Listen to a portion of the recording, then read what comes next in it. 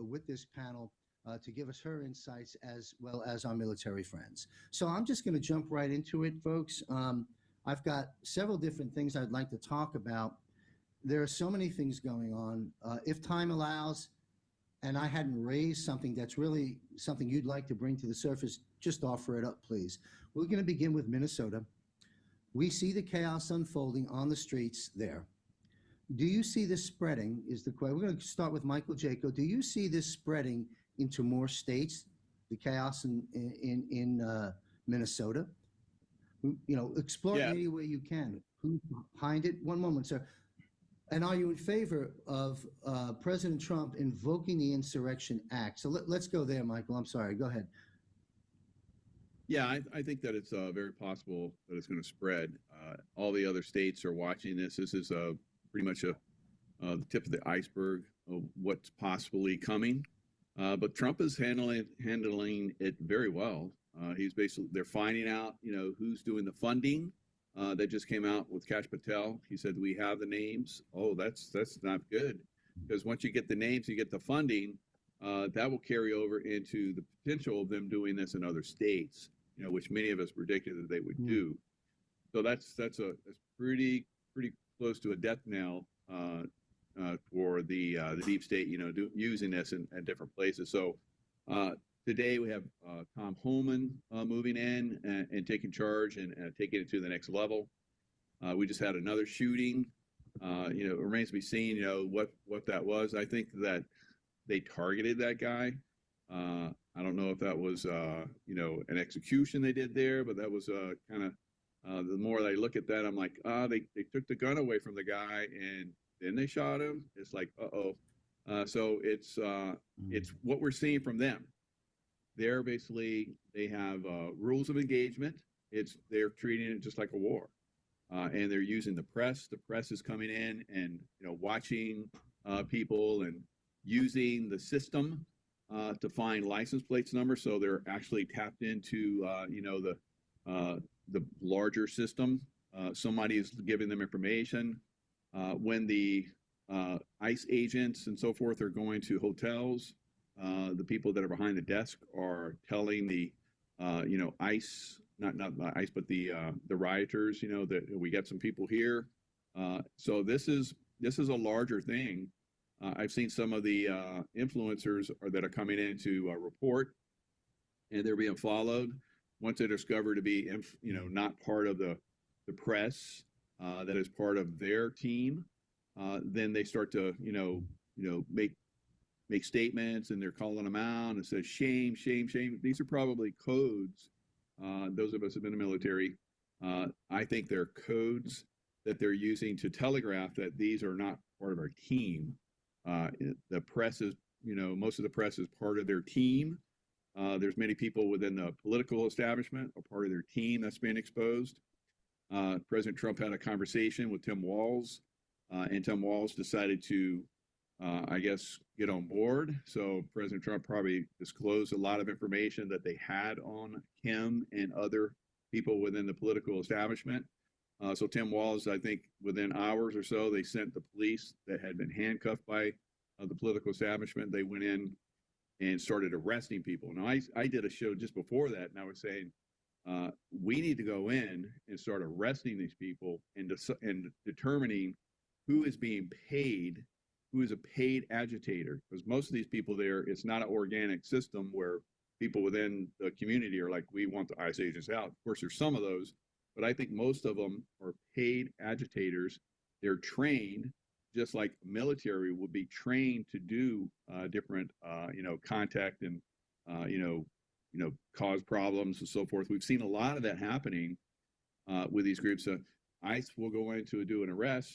Normally it would take 3 or 4 ICE agents. They have to show up with 15 to provide a perimeter while they do their arrest. It's out of control. The local police establishment should have been doing that. So all of the different deep state, cities and governorships and states and so forth, California, Illinois, New York, to name just a few, are all looking at how the President Trump reacts to this.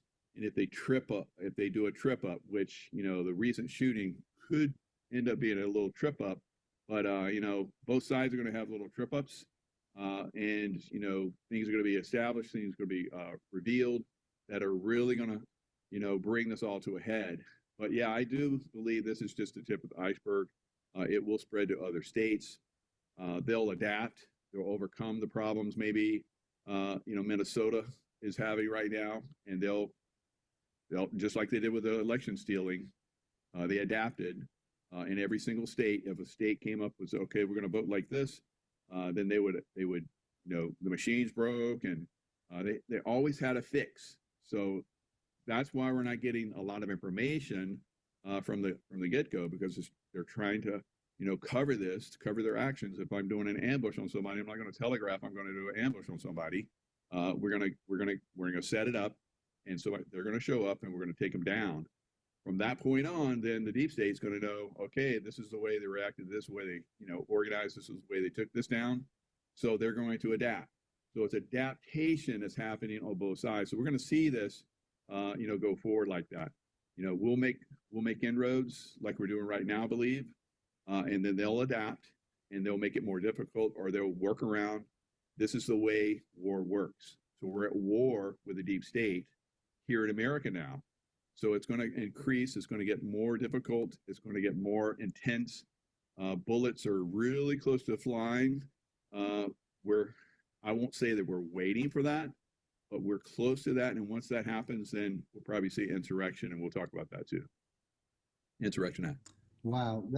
Yes, that's a great analysis in terms of the adaptation from both sides, and this being sort of the test run, if you want to call it that, as this madness moves through other cities and states.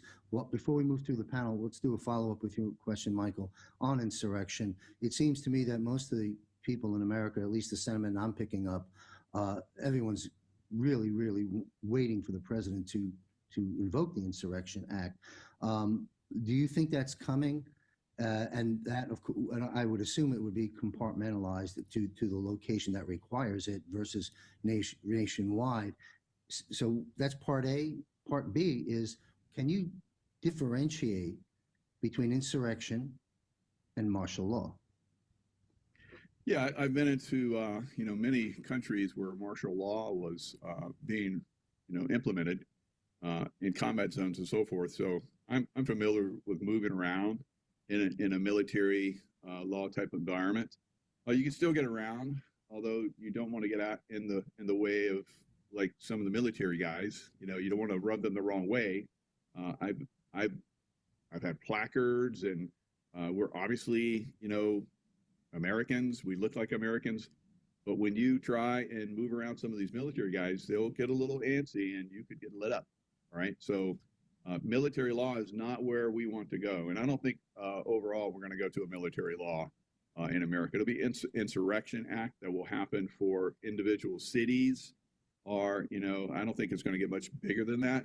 But we could see major cities have insurrection acts where the military moves in and starts to take down people, because the military, like we saw with Maduro, has some very, very high tech,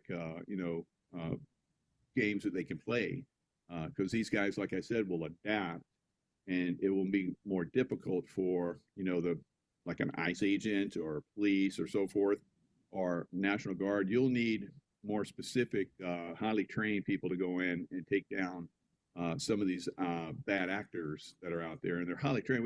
We got terrorists that are absolutely here in America, and they fought us for a long time. So we have them in America thanks to the Biden administration on a very high level, thousands of them. So it is going to be difficult in some of these areas to take them down, and absolutely we're going to have military high level professionals go in and take care of that. Well, thank goodness for that. And when you speak about all these terrorists that are well trained in infiltrating this country, certainly over the last 4 years, it reminds me of Sheriff Richard Mack, who said, listen, they're not here to play checkers and chess. People better pray, plan, and prepare. So thank you, Michael. Let's take the same line of questioning to Derek Johnson, on the subject of Minnesota insurrection and spreading to states and so forth. Eric? Well, it's all to be Yeah. expected. Partial. There's always two parts of this story. 145-47 already shows you that we are, in fact, though, are in a portion of a martial law because we have the suspension of habeas corpus, and that's been used quite a few times. And you've heard Stephen Miller mention that. So, also, the Insurrection Act, President does not have to tell the people that he's invoked the Insurrection Act whatsoever. You can look this up. It's on .gov sites. Does not have to tell the people. It's the same concept of if I know that you're afraid of a wolf and a wolf's at your door, why would I tell you there's a wolf at your door if I can get the wolf off your door without alerting you and then getting you into a stable position to where I can say, hey, I know you don't like wolves. You have one 2 weeks ago. I removed it. Now let's talk about prevention of how we can keep wolves from getting in your yard, getting on your porch, getting to your door. So there's 45-47 outlines that. And, like Walls and this little mayor who has no testosterone whatsoever in his body, but his wife does. His wife was a lobbyist. See, so all this is pointing to the fraud. Now, a portion of this, you're going to have a few agitators get out there because they're paid for, but this is exposing those that are on the lower levels. That's how far we've come in this. We're now to the low-level agitators, which is cool, which means all your high big dogs are out. James Comey hasn't posted on his Twitter or X account since June last year. 1.1 million followers. I'm pretty sure if I was having someone talking trash about me and I have 1.1 million followers, I'm pretty sure I could stir them up with, hey, you're following me for a reason. Why hasn't he posted? All right, so there's all these high levels have gone. And if you'll go read the Unconventional Warfare Pocket Guide, you'll see that portions of this is actually staged. All right, to get people, engaged, things of that nature. The other portion is rooting some of these low-level, perpetrators out and saying, all right, you want a record for the rest of your life? Come on out. We'll give you one.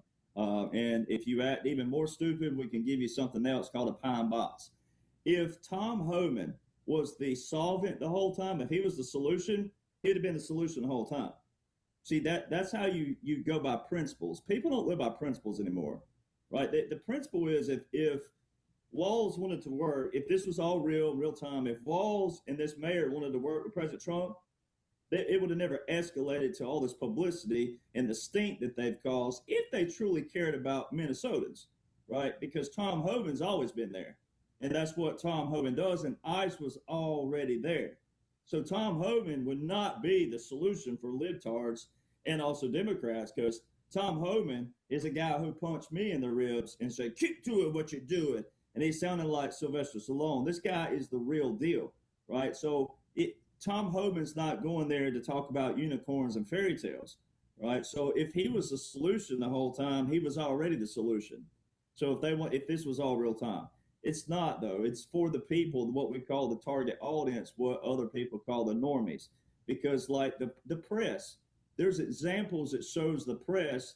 One, when you declare a national emergency, the emergency to that, there is a restricting telecommunications. The president can restrict telecommunications on TV, radio, internet, etc.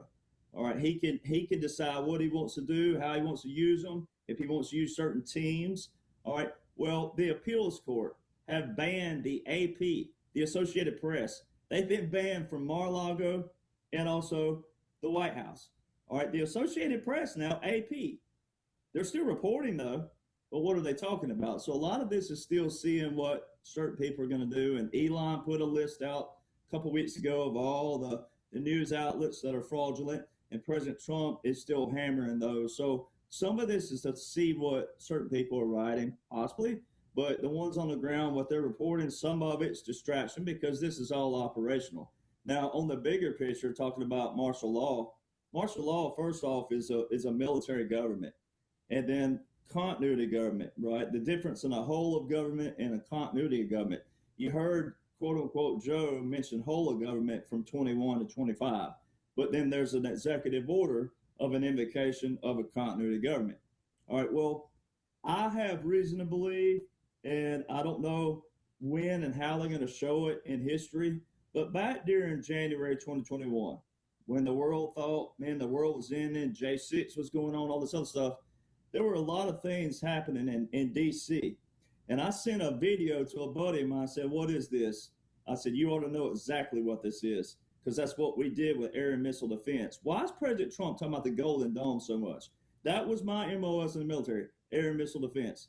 All right, we know missiles, like nobody's business. Aircraft, ground to air, air to ground. We know missiles. All right. What they were showing in DC at that time period looked like a thing called CRAM. And CRAM is new technology that can knock out a nuclear weapon from the sky, like a missile. All right. And this stuff that they were shooting at that time looked just like CRAM around DC. All right. There were aircraft, military aircraft all over DC from 21, 22, 23 in DC. The Department of War now, but the old Department of Defense, aircraft, our own military has to request clearance to fly into DC. What were tankers, stratotankers, and refuelers doing all over KC, the extenders, what were they doing all over DC, flying multiple circles over DC? Now, JCO can answer that because of the tunnels and special operations, et cetera. This is unprecedented. All right, so I have reason to believe that we were under a nuclear attack, because what was the last, when you trap the global enemy, all right, they had COVID, that was a biological retaliation, then they would have had a nuclear retaliation. All right, we bombed the hell out of Iran, we bombed the hell out of Yemen, we've been doing that. These were all executive orders by Obama and Jimmy Carter. All right, so they were on their last stand then, not right now. This is not the last stand. This is the remnants of the residue of the, I guess we could probably on here, the shit that's left from the shit, as says, out of these nations. That's where we are right now. So I have reason to believe when we left the idiot Nuclear Range Forces Treaty in 2018, it all ties into this. All right. And President Trump had them trapped, and it wasn't him, it's the generals, the admirals, but he's the face of it. They're all trapped. All right. And quote unquote, Kamala just said this recently, all right, on her interview with Jimmy Kimmel, right? This is all strategic. She said this has been decades in planning. All right. So if it's been decades in planning, it's going to have to end at some point. You can't keep dragging this out like some people think we're doing. This is the remnants of it. This is just all to get people engaged. The movie of Melania is coming out. They're getting people engaged. They're getting people locked in. They're using actors and TV and sports. Nick Saban, University of Alabama, my undergrad, he was what most people thought was a liberal. He just paired up with President Trump with an executive order, and he said a speech at the ESPYs or whatever it was, and he said specifically that our game can bring people together, our sports. And President Trump said we're going to have all these sports and all these leads coming in after July 4, 2026. Like, it's all setting up, right? So all this is the end goal, and a lot of people can't see it because they've been brainwashed, but the end goal is still to bring everybody together, Democrat, Republican, liberal, Buddhist, atheist, whatever heck you are, right? To say, hey, look, we have a functioning government. Go read the Federalist Papers. Read what our founders talked about. They had differences. We need differences, and we got to have differences. Same thing with religion, same thing and all that. So when you go read the founders and you watch what President Trump and the generals and all of them are doing, they have strategized this to where everybody can come together on a neutral ground and still have differences, but you got to get people engaged, and you got to break that. And the way they're breaking it is what President Trump says. You got to give them what they want. People love drama in this country. I hate it. They love it. So you give it to them the way they want. You get them engaged. And President Trump, you got to listen to him. He says this all the time. He said that, but he also said with the people out there that, hey, criticism's not always bad. See, because criticism gets them engaged. All right. So you can yell at me all you want. And that's why I use the John Wayne movie all the time, where the little boy was stuttering. And then he said, you almost got your friend killed. And he, well, I tried, and he was stuttering. He said, the hell you did. And he said, if that had been you out there, we'd have heard you loud and clear. But he kept stuttering, and the more John Wayne yelled at him, he spoke clearly. And then when he finally said it, he said a string of expletives where he said, you GDMF son, or you mean GD son of a, whatever it was. And he said it clear. And John Wayne said, I wouldn't make it a habit of calling me that, son, right? John Wayne don't care. President Trump don't care. That's why they use the man who has everything in the world. He has nothing to lose. He has nothing to gain, though. He has everything in the world. They used a man who was neutral, who wasn't military, but who also wasn't a career politician. They used somebody who, yeah, maybe he had a hooker in his life or two. Who cares? All right, it's like the Bible talks about. And they're trying to get all these people to break all these barriers of this judgment that people put on everybody, when if we all had to stand up somewhere in our life and say what we just did the week before, it'd be game over. It'd be a stone throwing party like nobody's business. So I think a lot of people need to study more unconventional warfare, irregular warfare. Those are the missing pieces that people are missing right now, that's going to tie in what's taking place lawfully if they know the laws and the orders. You can't just have laws and orders, because this what required an extensive military plan, but some of that has been implemented. And an insurrection act is just where President Trump can federally deploy troops with civil authorities. Well, we've already done that. We've already done that. So, you know, that's already been on display. And now it's going to go to other cities. California will be next, but in different places, New Orleans, he mentioned. But certain, like Memphis, I think it was, and New Orleans, they capitulated. He put that in a post like a week ago. He said that they worked with us. So that's already happened, though.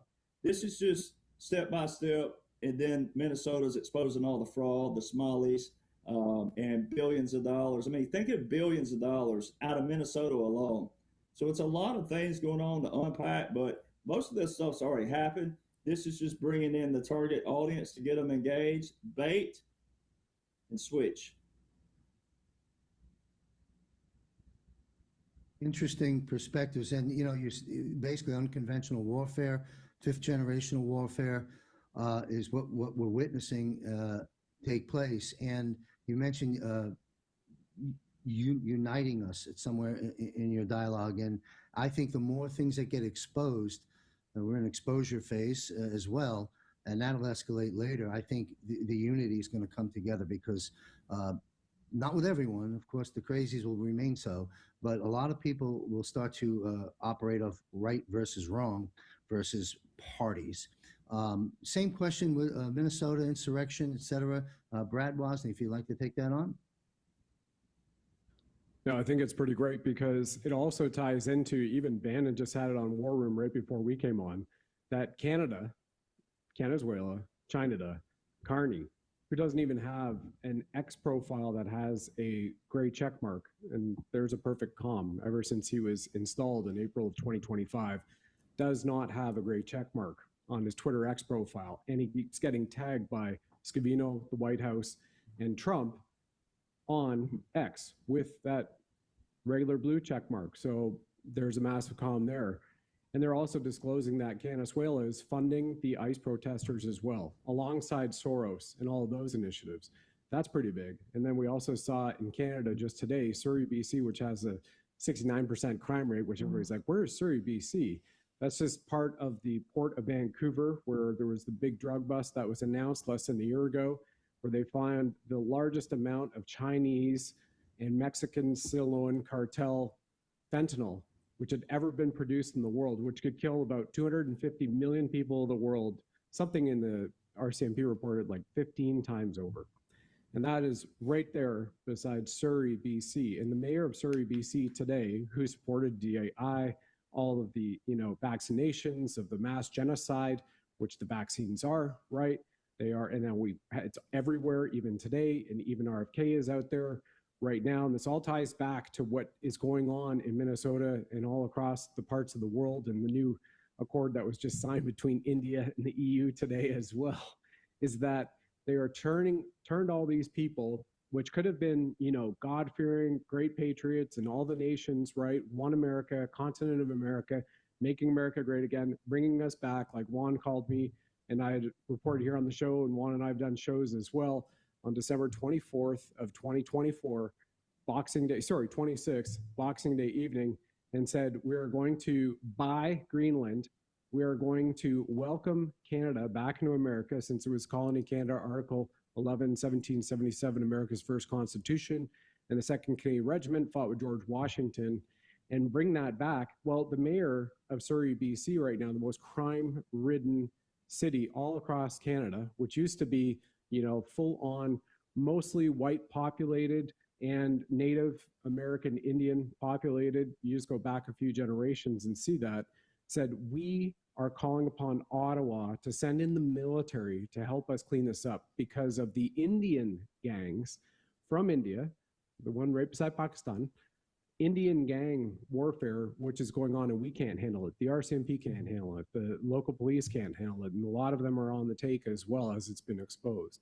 So that Insurrection Act and the fact that it's just played out on Bannon's War Room, and I believe Alex Jones just picked up that story too, that Canada is funding the Minnesota ICE protests. 2 months ago, we just had Doug Ford, the Premier of Ontario, caught with a $111 million ad doing election interference in America, and Trump even called it out at the White House and said that he would be under investigation for election interference. So all of this, I think, is to try to pull everybody together, John, and for your audience, to say that, okay, it's not just Minnesota, but it's other places, and preparing everybody to watch the gauntlet start to be dropped, because we have, what did Tom Holman just call it a few hours ago? Operation Metro Surge. And, he posted on X a few hours ago, said, I met with Governor Tim Walz, and I met with the other Minnesota representatives, and they're going to work with us. That's what Tom Holman just posted. It's up on the White House page right now. They re-truthed it, re-X'd it as well. So it's really potent and it's powerful. And if everybody wants to Derek, who just so eloquently pulls everything together with everything he knows from his photographic memory and the EOs, his background, remember that it was only a few years ago on Michael Jaco's birthday, Derek and I are in Cheyenne, Wyoming, and Juan O'Savin treated us and a whole bunch of other people to an absolute spectacle. And I had just shown up, and I was there for about 2 hours, and Louis Herms is standing on my right, and there's a speaker up at this little thing called the Truth Tour. And I had just met Louis. I mean, we've been meeting online through Zooms, but in person the first time. And Louis is on the phone, and I'm like, what? This is kind of interruptive. We're at the back here, and there's his speaker and the Truth Tour talking out there. What's going on? And he goes, Juan O'Savin wants to know where we are, the Kiwanis Community Center, I-25, Cheyenne, Wyoming. Okay. And he goes, I think he's going to arrive here by helicopter. Maybe about 20 minutes go by. Derek's outside. Louis joins him. Derek's doing a live stream. I'm up on the mic 7 or 8 minutes in to giving my presentation on what's going on. Boom, F-16 tailpipe right out the window. The window shake, like a scene right out Top Gun, 100%. Like, that's crazy. That's rare. That's never happened. We take a few minutes, about 2 minutes. We're like, that was awesome. Okay, cool. We sit down in the chair. I start talking again. Interrupted by another afterburner tailpipe F-16. So we all go outside. We had 8 F-16s, 100 to 150 feet off the deck. And you've got Michael here. You've got Derek here, likely Sheila as well. And as you all well know from this story being shared multiple times over the years, that we had it verified by multiple people that there's only one of 2 people in the American government that can declassify residential airspace like the Kiwanis Community Center in Cheyenne, Wyoming, and allow military jets to overfly it at 100 to 150 feet off the deck. And that happens to be the commander-in-chief or the one who's running all of the Joint Chiefs at the time. And that was it. And then Juan called and said, did you guys like the air show? And by the way, we also had C-130s. We had helicopter Blackhawks for 5 more hours waving at us at the Truth Tour as we're still going on and having our presentations and mingling with these patriots during mass lockdowns. So it's truly amazing for everybody to take away from that as we're talking about Insurrection Act and what's to come and what's to play out for the normies and bring them on, as well as I talked about the vaccine genocide, what also was, played out many times and is well up there now. Even President Trump truthed it a few months ago that all vaccines are poison. And that we saw that what is in these vaccines, COVID-19 and also in the flu shot, which is rolling out there, which is really unfortunate. I don't know if it's still in it for sure. I can't tell you, but what we've seen all the evidence, and even the McCullough Foundation put it out there as well, and said the mRNA gene editing biotech weapon, which is what is classified by the Alliance of Indigenous Nations, whom I've had on my show, And they are an international tribunal, and they are recognized by Canada, and they are recognized twice by the Supreme Court of the United States, has classified them as a weapon of mass destruction. They are a gene editing, biotechnological, and radiological weapon.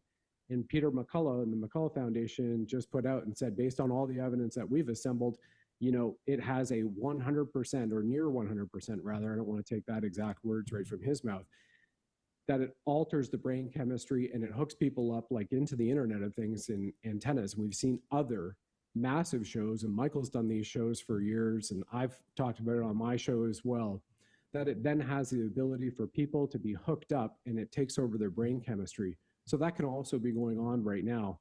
And that 5th generation or 5G warfare you were talking about, the spiritual level, the emotional, the physical, the financial, the enslavement, everything which has been happening to us in the medical, I think it's all coming to a culmination because you're seeing, as Derek just so perfectly put it, it's the residue, you know, it's the mid-level and the lower level that still need to be removed. And what did President Trump just do last week as I wrap up here?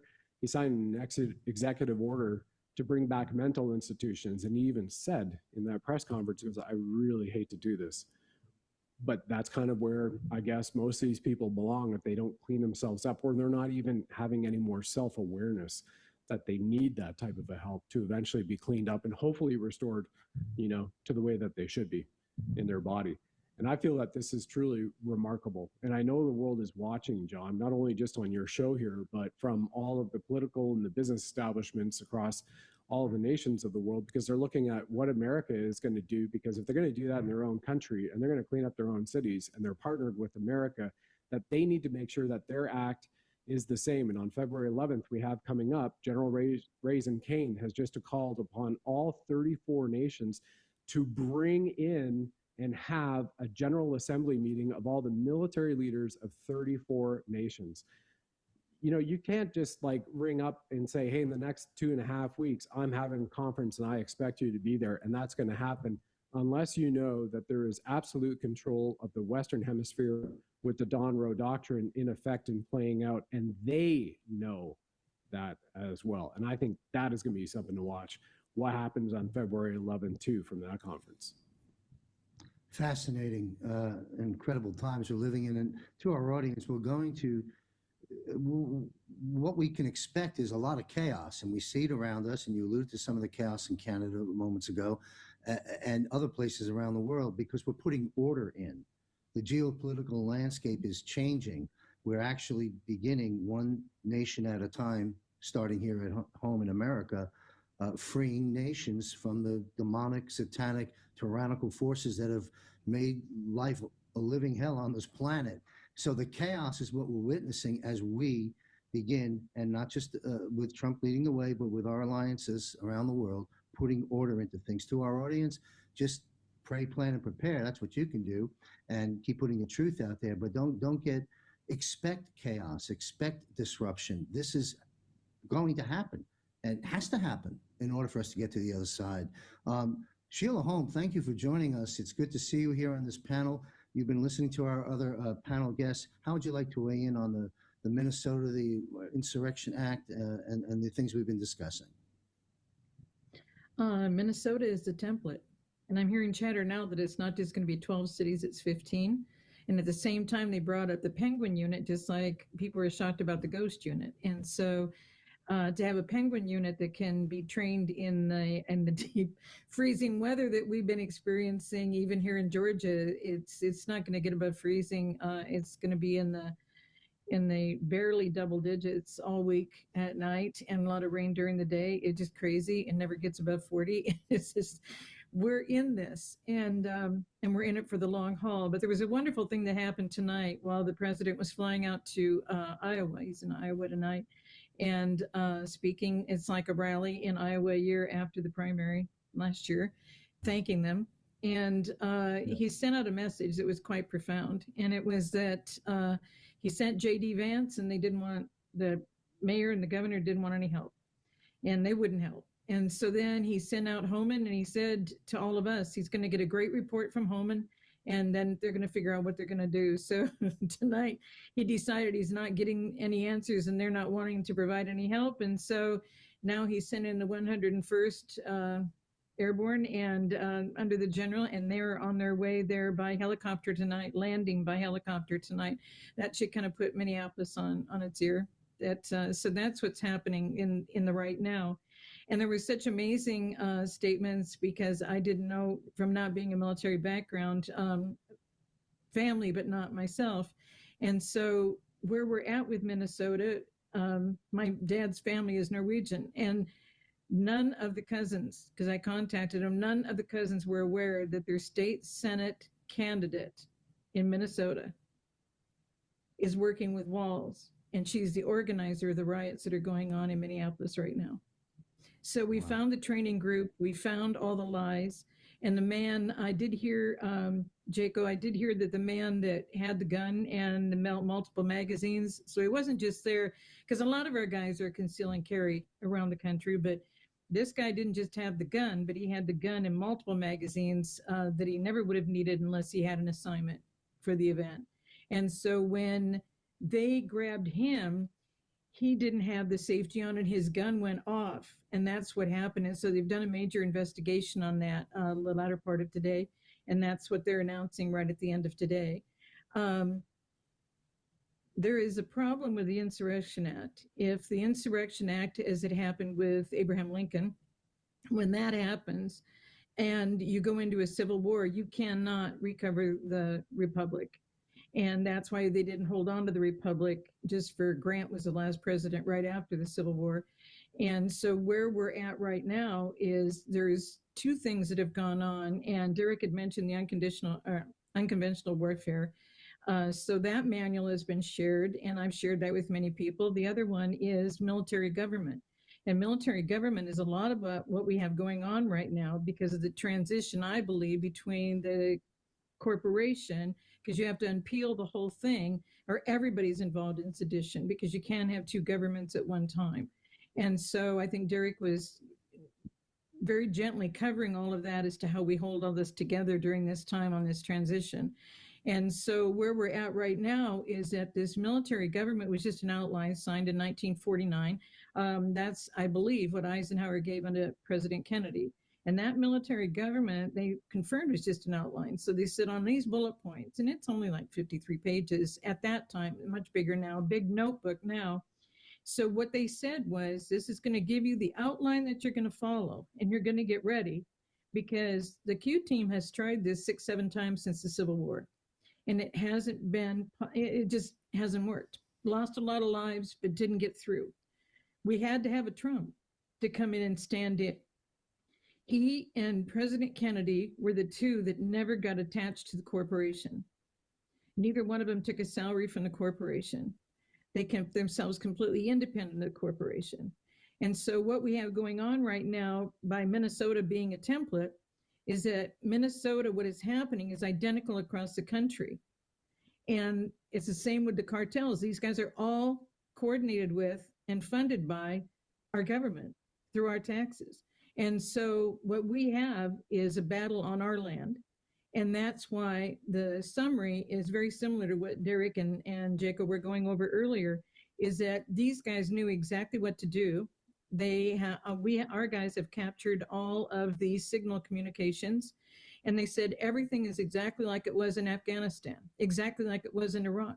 These guys are operating in the same way as those who were operating this way when we were on the other side of the world. So now here we are in our own land, and we've got people internally, legal Americans, helping this happen in America with our money.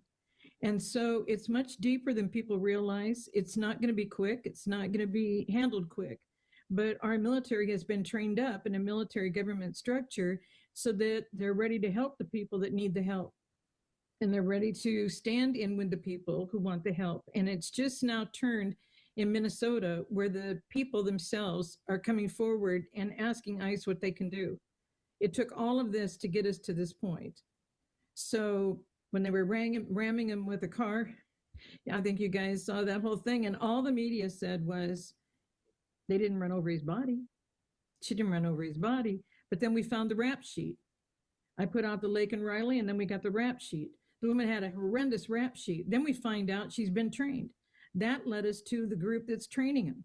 That led us to the state Senate candidate that knows that she's the organizer over the training and choosing the people to be involved in certain tasks and activities. And all of this, as Derek and Jacob were already confirming, was highly organized, highly set up. They know exactly what they're doing. They're able to communicate with each other. This is not a random situation, and it's not a regular protest. These people know what they're doing. They've been trained how to resist and to fight against ICE. They know exactly what's going on. And this is across, and now they have found evidence of this now in 15 cities instead of 12. We'd heard 14. I've heard 14 for a long time, that there were going to be 14 cities that were going to rise up. So, but to head into insurrection, and yet the president joked the night of Maduro, after the skiff and everything was done at Mar-a-Lago, he was on the plane and he was talking to the press corps. And he said, did you know that George W., did you know that he actually went through and issued out 22 insurrections? And I was like, what? He had more than one? And because everybody's making a big deal, is he going to do it or is he not going to do it? But the coordination of this, and there was one other thing, when you were mentioning, Jaco, about AP, the Associated Press, now why are they being blocked? Why are they being stopped? I spent a lot of time with ABC in San Diego. There were plans to do things with ABC in San Diego, and I'm glad I didn't go any further in the contracting with San Diego's ABC station. But the 4 a.m. memo, remember hearing that comment? Somebody's giving these guys a 4 a.m. memo, and they're all saying the same things on all the stations. That 4 a.m. memo is the teletype that comes out from AP. AP has been coordinating all of this for generations. And so they've known, and it's way beyond Mockingbird Media now, because it's actually a format and structure that all of the nations tune into, all of the nations involved. We never wrote anything originally. It all came off of the AP wire every morning at 4 a.m. Reminds me of Good Morning Vietnam, where Robin Williams, the actor, of course, grabbing the fake reports off the thing, and just 7 people did not get killed today in the bar, and so forth and so on. They've been, and now it's on steroids. To your point, you raised a lot of great things there, Sheila, and a couple of comments. Soundbite, of course, but you're right. This began with JFK, who didn't sign up with the Corp, and President DJT is going to finish it off, who also is not acquiescing to the Corp, and in fact ended it. And this has been a plan long in the making, as everyone on this panel well knows. And last comment I have, based on some of the content you provided, Sheila, is these insurrectionists, these funded people, these agitators, whatever word you like to use for them, they don't, yes, disruptive, and it's going to get worse before it gets better, but they have no idea what they're up against. The military and the intelligence, they have no clue. And we've already won this in many ways, but it's got to play out. And so it does. So thank you all very much for taking that on. I want to bring us to Caroline Levitt, who said, quote, Barack Obama attempted to overthrow the U.S. government in 2016, the sitting president in 2017, and then effectively overthrew the election of 2020. He and his friends in the different agencies. The DNI has also released, of course, the evidence of election theft of 2020. It is now a fact. We've known this, and many Americans who are awake knew this, but this is now a fact validated within the administration. President Trump last week at Davos, we know what he said, I'm paraphrasing, he said they stole the election. Everybody knows that. And then he said this, prosecutions are coming soon. So we'll go back to the top of the panel with Michael Jaco. Michael, what do you make of President Trump's statement concerning prosecutions coming soon in light of the election theft? What do you believe the course of action is necessary to right that wrong now that it's been validated to be true? What's next when he says prosecutions are coming soon, and how do we right the wrong of 2020 election? As Juan says, it ain't over yet. How do you see this playing out? This is a big deal. As Trump said, it should be big breaking news, and it's just like nothing. This is unbelievable. They stole the United States of America, and the former president orchestrated it within the agencies. Of course, we overthrew ourselves by and large. It was external as well. Anyway, I'm rambling here. Michael, do you want to take this on? How do you see it playing out with the statements that the president just made? Yeah, there's so many people involved. I mean, you look at CIA, John Brennan. He basically was, the head of, trying to take Trump down. I like what Derek says. A lot of these guys, they got these, X accounts and so forth with all these people on them. Clapper, and we haven't heard anything from them for a long time.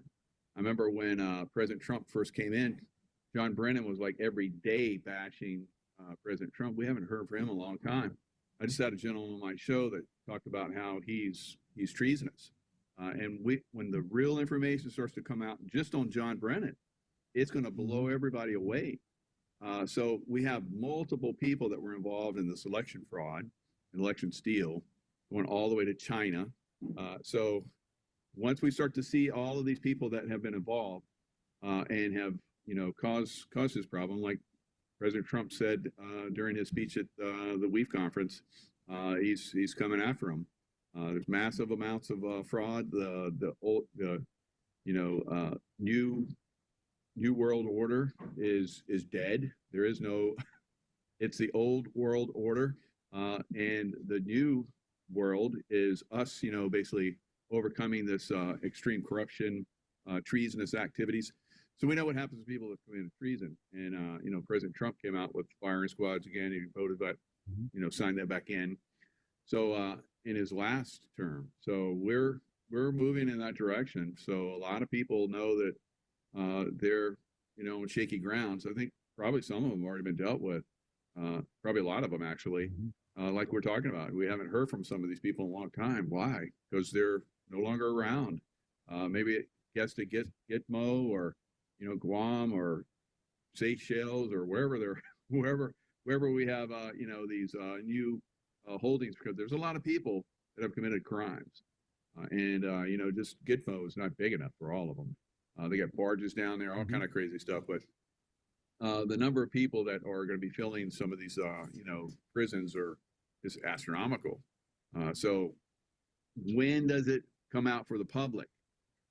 What everybody wants to see. They want to see these public, trials and executions and people going to jail and so forth. It's coming. You have to just be patient. A lot of us that are military, these things take time. A lot of the stuff that I did when I was in the military still hasn't come out. A lot of the things that I did when I was in the CIA still have not come out. And they would be very revelatory, and people would be stunned by some of the things that we did and accomplished. But it takes time for these things to eventually roll out. There's stages, and when they come out, when this happens, we're going to release this. Oh no, they did this, so we have to wait now. So there's a lot of these things that have to transpire before all of these things get revealed. But revealed they will be, and the criminals that have been involved will be prosecuted. We're only talking like 1 or 2% of the population. Yeah, that's a lot. That's tens, hundreds of thousands of people. Yeah, but the rest of America, the other 98%, we're going to live amazing lives, and it's already started. Yeah, it's frustrating not to see this happen sooner, but I'm a very patient man. I see it. I think all of us in this panel, we've seen these things. We try to inform people the best we can to be calm, be patient. It's coming. Some of these things have already transpired. They'll be revealed in their right time. So yeah, amazing things are happening.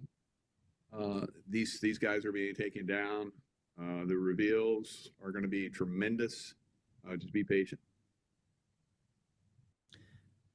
Excellent analysis and good advice to everybody listening on the patience aspect. Believe me, well, don't believe me, just listen to Michael Jaco. This is a military operation. On a hunch, they know a little bit more than the average person on the street about warfare, whether it's kinetic or otherwise. The plan is unfolding, and it's been a long game. Some say before JFK, but we can use JFK till now as for sure the operation. And so Michael talks about patience. Well, there's some patience. And you revealed, Michael, that there's data that you know about from the previous roles you acted in the CIA, for example, that still haven't been revealed or played out. So folks, just trust the plan and know that God's in control. So trust in your faith. We'll take the same question to Derek Johnson about the president's statements at Davos and the progress we may be making. How do you see all this playing out? Was 45-47 again is a pre-planned strategic operation, meaning every aspect of this has been pre-planned. So this is the part, we're in the rollout portion. So this is where we are in the rollout. One, like Jaco, we were just talking about military protocol. We have to do it right. We have to do it right. We have to get it right. And the only way to do it right, get it right, for humanity's sake, is to make sure that we do it with integrity. Because the first moment that we slip or cut corners, guess what the enemy's going to do? There's no integrity in that. It's the same thing as shooting someone in the back, right? You look them in the face, look them in the eye, you fight on the equal playing field. If you don't have a weapon, you don't have a weapon. That's equality. That is how you're supposed to do it. So there's no way President Trump could have come in and done things the way they did it. Right? You have to have every single aspect of this operation has to be completely different than the hijacking of America after the Ulysses S. Grant that Sheila was talking about in 1871, in that era right in there. All right. We have to prevent it. See, what Americans want to do is get to the birthday party and say, I'm at the birthday party. They want the cake. They didn't see the preparation and also, did they eat, celebrate? Did they stay and clean up? Americans want justice, but they don't want to prevent how we got to this place in history. That's the first thing.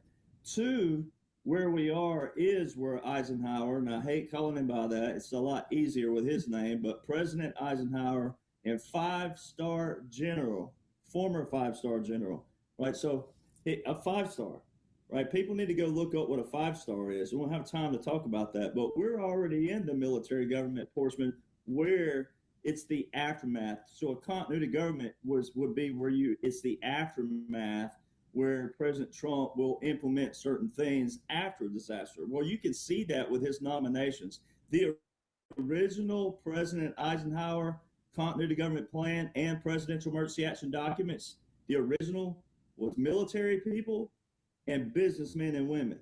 All right. And that's what President Trump, every nomination that President Trump has put into place has either been of special operations, which you see back here on this ball cap right here, special operations. They're either special operations or a veteran or let me put it that way, and or a businessman, businesswoman in every nomination to an ambassador seat. Now, not all ambassadors are chief of missions, but all chief of missions are ambassadors. All right. And that's very critical because they act solo. All right. So that's very, very key that they have the confidence, the stature. They can't be compromised. They can't be bought moving into the future. And the third thing about the elections, something as simple as Jack Smith, this just happened this past week. It's really awesome. The testimony and all these other things. It's so genius. It's 5D chess. President Trump gets to be the face of this. He's not the full entity. It's all the generals and the admirals in the background, and world leaders and world generals and world admirals. It's not just ours. This is a world operation. But this was never about 2020, ever. It's a key piece because it's the presidential election, but it's not the end-all, do-all. It's key in taking down, though, the swamp, their rings, and how they kept this charades of games going through the years. I mean, we're talking about the monetary system, the central banks. I mean, we're talking about layers here that we've broken down in other ways.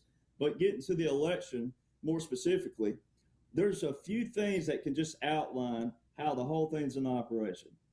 One, here's an external that it conjoins in a completely different manner. Fauci, a week before President Trump took the oath, January the 20th, 2017, Anthony Fauci, was at Georgetown University. And he said in a few years, specifically, a few years, that this administration, the upcoming administration, will face a pandemic. How do you know that? All right. You can go back and you can look at about 2 or 3 executive orders by Obama that outline pandemics. All right.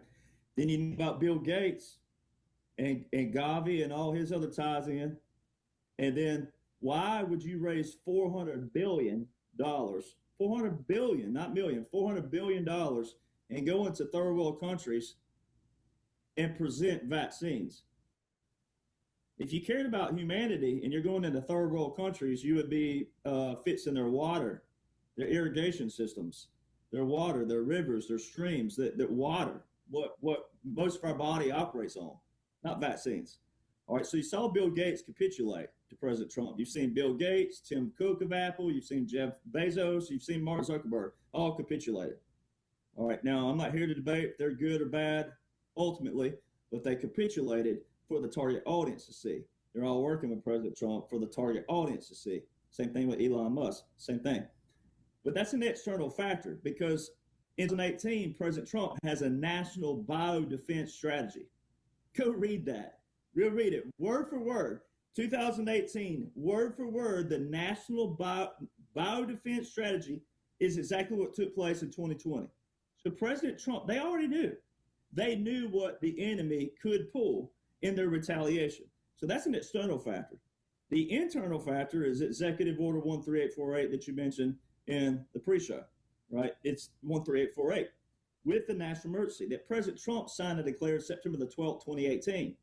And in there is a key line. It says, although no foreign power has altered the outcome or that little conjunction or vote tabulation in any United States election. It didn't say one, two, a few, many. It said in any. No foreign power has altered the outcome, meaning the whole thing, or vote tabulation. Vote tabulation is January the 6th, the day that they count electoral votes. President Trump sued the 7 swing states December the 14th, 2020. So Nevada, Wisconsin, North Carolina, that crew. The same 7 swing states of 2020 were the same in 2024? No. And he won all of them. All right, that shows strategic. All right, so that knocks out any other court case out there because the whole thing is there. Now, this Jack Smith thing, the Jack Smith, President Trump's case versus United States with the Jack Smith, it specifically talks about how they have to prove how he was appointed lawfully, that Congress can create only Congress can create that office. And then it talks about the appointments clause, which is Article 2 of the Constitution. All right, presidential nomination, Senate confirmation. Who was Jack Smith appointed by? Merrick Garland, Attorney General. Not quote unquote Joe, not quote, that's it. So it's a wrap. Then go look at the conclusion of it. It's only like 3 sentences in the conclusion. And it's talking about how the court should grant a stay. And it said that Jack Smith is no more than an emperor in clothes. And then it says that Patrick Mahomes, the quarterback of the Kansas City Chiefs, Kim Kardashian, and Mick Jagger have more standing than Jack Smith. Now, President Trump, if this was in a real normal situation, that right there, jokes with the bar attorneys, with the bar judges, that's not decorum whatsoever. All right. And so that shows you right there the whole thing's an operation because they're putting some funnies, some humorous Patrick Mahomes and Mick Jagger and Kim Kardashian in a conclusion of a massive Supreme Court docket case. All right, that's 23A745 if people want to look that up on Supreme Court dockets. So that little entity. And then the National Guard, Jaco, Brad, we all know military orders are not continuous orders. They're not continuous, meaning like they have to have congressional authorization because the Constitution does say the president is the commander-in-chief of the Army and the Navy, and then Congress declares the wars. Well, this is where the Congress messed up in the years. Because of their wanting to have more control, they amended the War Powers Act of 41 and 42 and 73. And in there, they made it to where a president must declare a national emergency and then give 48 hours notice. He only had 60 days with the military and a 30-day withdrawal, a total of 90 days. All right. Well, there's no not one single foundational Title 10 or Title 32 on the board anywhere by quote unquote Joe Biden. So how are the troops at the border? How are the troops deployed to elections, the polls? The polls, 2018, 2020, 2022, 2024, 14 to 27 states have had National Guard deployment, National Guard cybersecurity teams. But they have to be either a Title 10 or a Title 32. If they're SAD status, they still will be operating federally because that federal elections, it's not a state thing only. All right, so that's where that ties in. And so why would quote unquote Joe continue Executive Order 13848 with the national emergency 4 years in a row just to hand back to President Trump January the 2025 to call him a dictator, to call him a Nazi, to call him a king, and then the National Guard are out there. The cybersecurity teams, they are there to prevent any kind of hacking, which means addition or deleting of the votes. So Jack Smith in this quote unquote testimony is perfect because he don't say it was specifically asked about President Trump, the question, especially one of the questions from Pramila Jayapal or Jayapal, however you say her name. All right. She specifically asked about democracy and all this other stuff and a sitting president trying to steal the election. So they're trying to accuse President Trump of stealing the election. And President Trump is saying the 2020 was stolen. So see, there's a principle there. Right? You can't have, so you would say, okay, if you thought this was real time and someone says, oh, your guy stole it, and I'm saying, well, your guy stole it, then there's got to be a what? A common denominator. Well, the National Guard is that common denominator. And they will have all the real numbers because we, the military, we work with analog, not digital, which means we can't be hacked. All right. And Colonel Lennox that's on here, friends of ours, but a friend of mine especially, you know, he specifically worked in this field and he specifically tells people, hey, our systems were set up not to be audited. All right. And I it's so humorous. I saw something just yesterday on one of the new .gov sites, and they're using an acronym, and I don't know if Jaco will remember this or Brad, but it's called a DAGGER. And it's a little device that we had to use, and it's like it's between systems. And this is how complicated some of our military systems are, and they're so old, some of them. With air and missile defense, we had a certain little device, and then we had this little dagger, and then we had this machine that it goes to, and each one you had to type in something to it, right? Every little thing. So, but if you messed up anywhere along the way, you had to go all the way back to the beginning and go again. All right, that's how our systems are.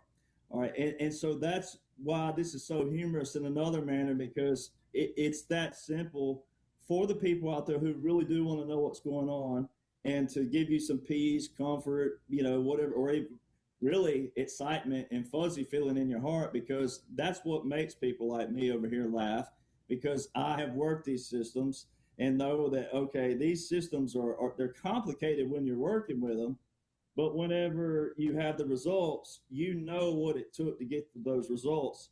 And the National Guard have every result from 2018, 2020, 2022, 2024 elections. And it was never about 2020. And there's certain things that can show you that the whole thing was a trap, and it trapped every entity on every aspect, and they come to a Trump wall everywhere they go. And that's why he uses the term white flag of surrender all the time. They're not telling on them. They're not snitching. They're making these people come to the walls, even though it's a target audience and it's all a movie and it's all pre-planned. But for the people that thinks it's real, every one of these entities are coming to a wall, and they're going to have to raise a white flag. Tim Walz, raise a white flag, right? Mayor Frey, raise the white flag. Tom Homan. So, you know, we already know Tom Homan's in control of everything, well, ICE. So if Tom Homan was the answer, he was the answer the whole time, right? You would have never had to brought him in for the Minnesota thing. So see, it shows the whole thing when people dissect it and flip the picture around. But you do have to know still unconventional warfare, irregular warfare, some hybrid warfare, and know that, yes, JFK he was the main driving factor in guerrilla warfare, being in special operations, but more, not just special operations, but military as a whole, to be critical thinkers, strategic thinkers, not just certain entities of our military. And President Trump is the first person, and Jaco can tell you this especially because he's been on these operations in years past, but President Trump is the first to implement the tonal warfare in a strategic plan. And you're seeing that right now as well. And Israel's talking about Gaza and how they can't, they can't get Hamas, and they're Hamas, but Hamas is going to surrender and give us all their tunnel information. This stuff is entrenched, all pun intended, with, layers and layers and layers of what's taking place. So, a lot of the 2020 election, it wasn't a distraction in another manner, but it is in another manner, meaning that the actual stealing of the elections were the Dominion systems, Venezuela, and then the swing states, the battleground states. That's how they kept certain people in place to keep their checks and balances going with their money, with their reins, and what they were doing. And it could keep going nationally. We could talk about this forever, but especially like child trafficking, sex trafficking, human trafficking.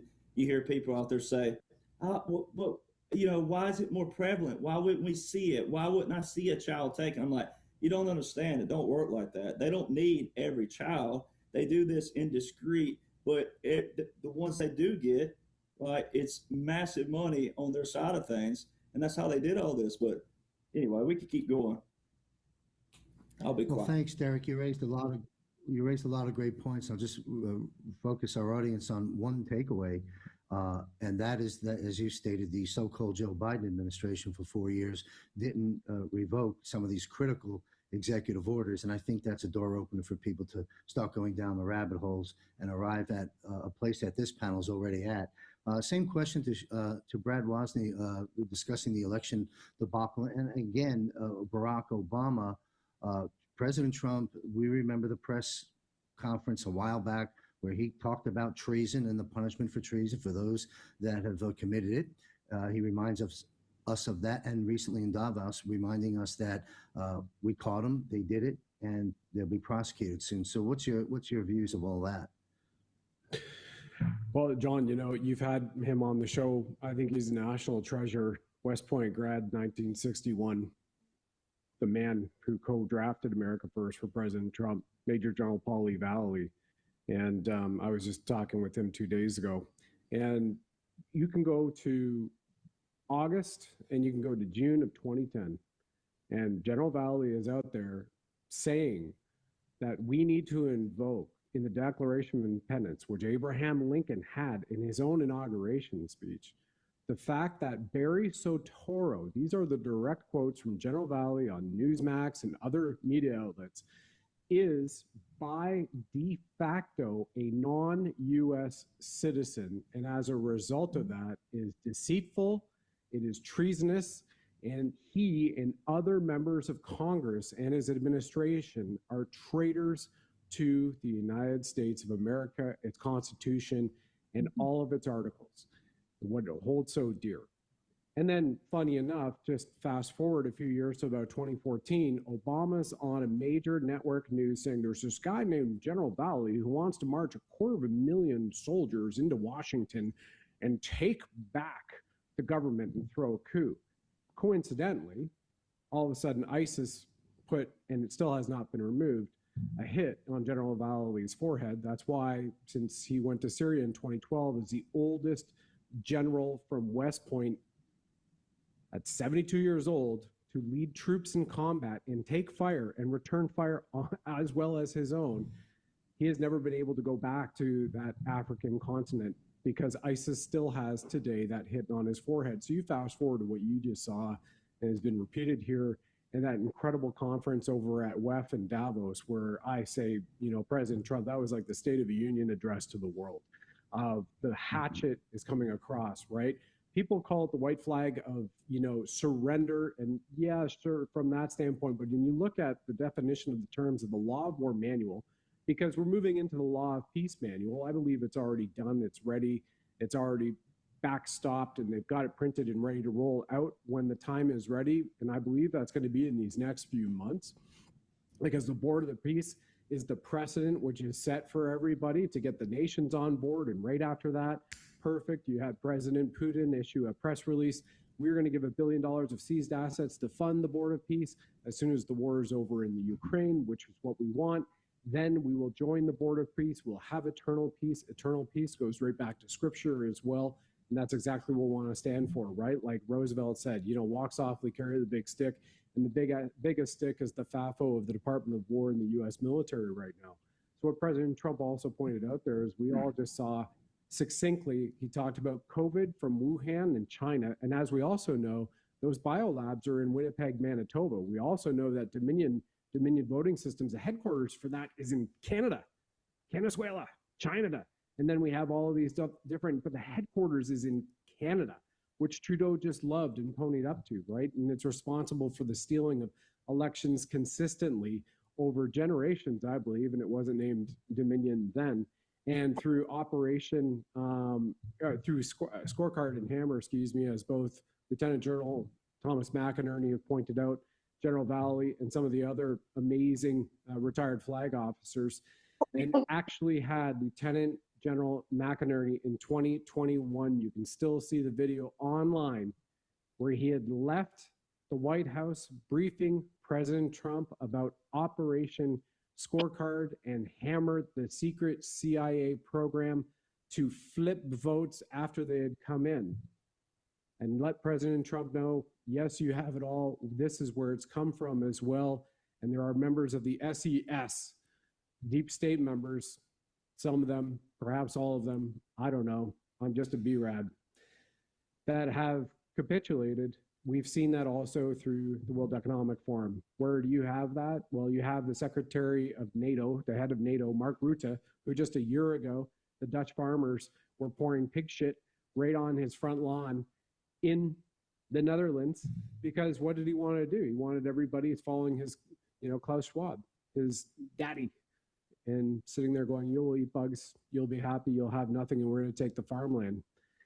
But now he's the head of NATO, and that head of NATO is issuing a press release backing President Trump and everything he said at the World Economic Forum, in particular, supporting his efforts for Greenland. As Juan said 2 years ago, we're going to buy Greenland. It's amazing what Juan O'Savin has said is coming to fruition, right? We're going to welcome Canada back into America. We're sitting here right now recording this as Jeffrey Rath and the members of the Alberta Prosperity Project, which is for the independence of Alberta, to make it a sovereign nation state. Think like Texas, the Republic of Texas. So they want the Republic of Alberta, and they're negotiating probably right now at dinner time in Washington with Secretary Scott Bessent in the U.S. Treasury and members of his board, which both parties have acknowledged publicly, in particular U.S. Treasury Scott Bessent, negotiating a $500 billion credit facility with maybe JP Morgan Chase. The fact, by the way, he's getting sued for $5 billion US for debanking conservative Americans over the last 6 years, including some of those you see here. Juan O'Savin as well has mentioned that and put it out in the shows. He was debanked as well. You're looking at a Canadian here who is debanked too. And sitting here going, $500 billion for a sovereign nation state of Alberta, the moment that we have Albertans say we want independence, and then it happens and they're immediately left, and then they have this trade that immediately begins with the United States, and that deal is done. It's almost kind of like what Juan has foreshadowed about welcoming Canada back into America is playing out for us right now, like a movie, so to speak.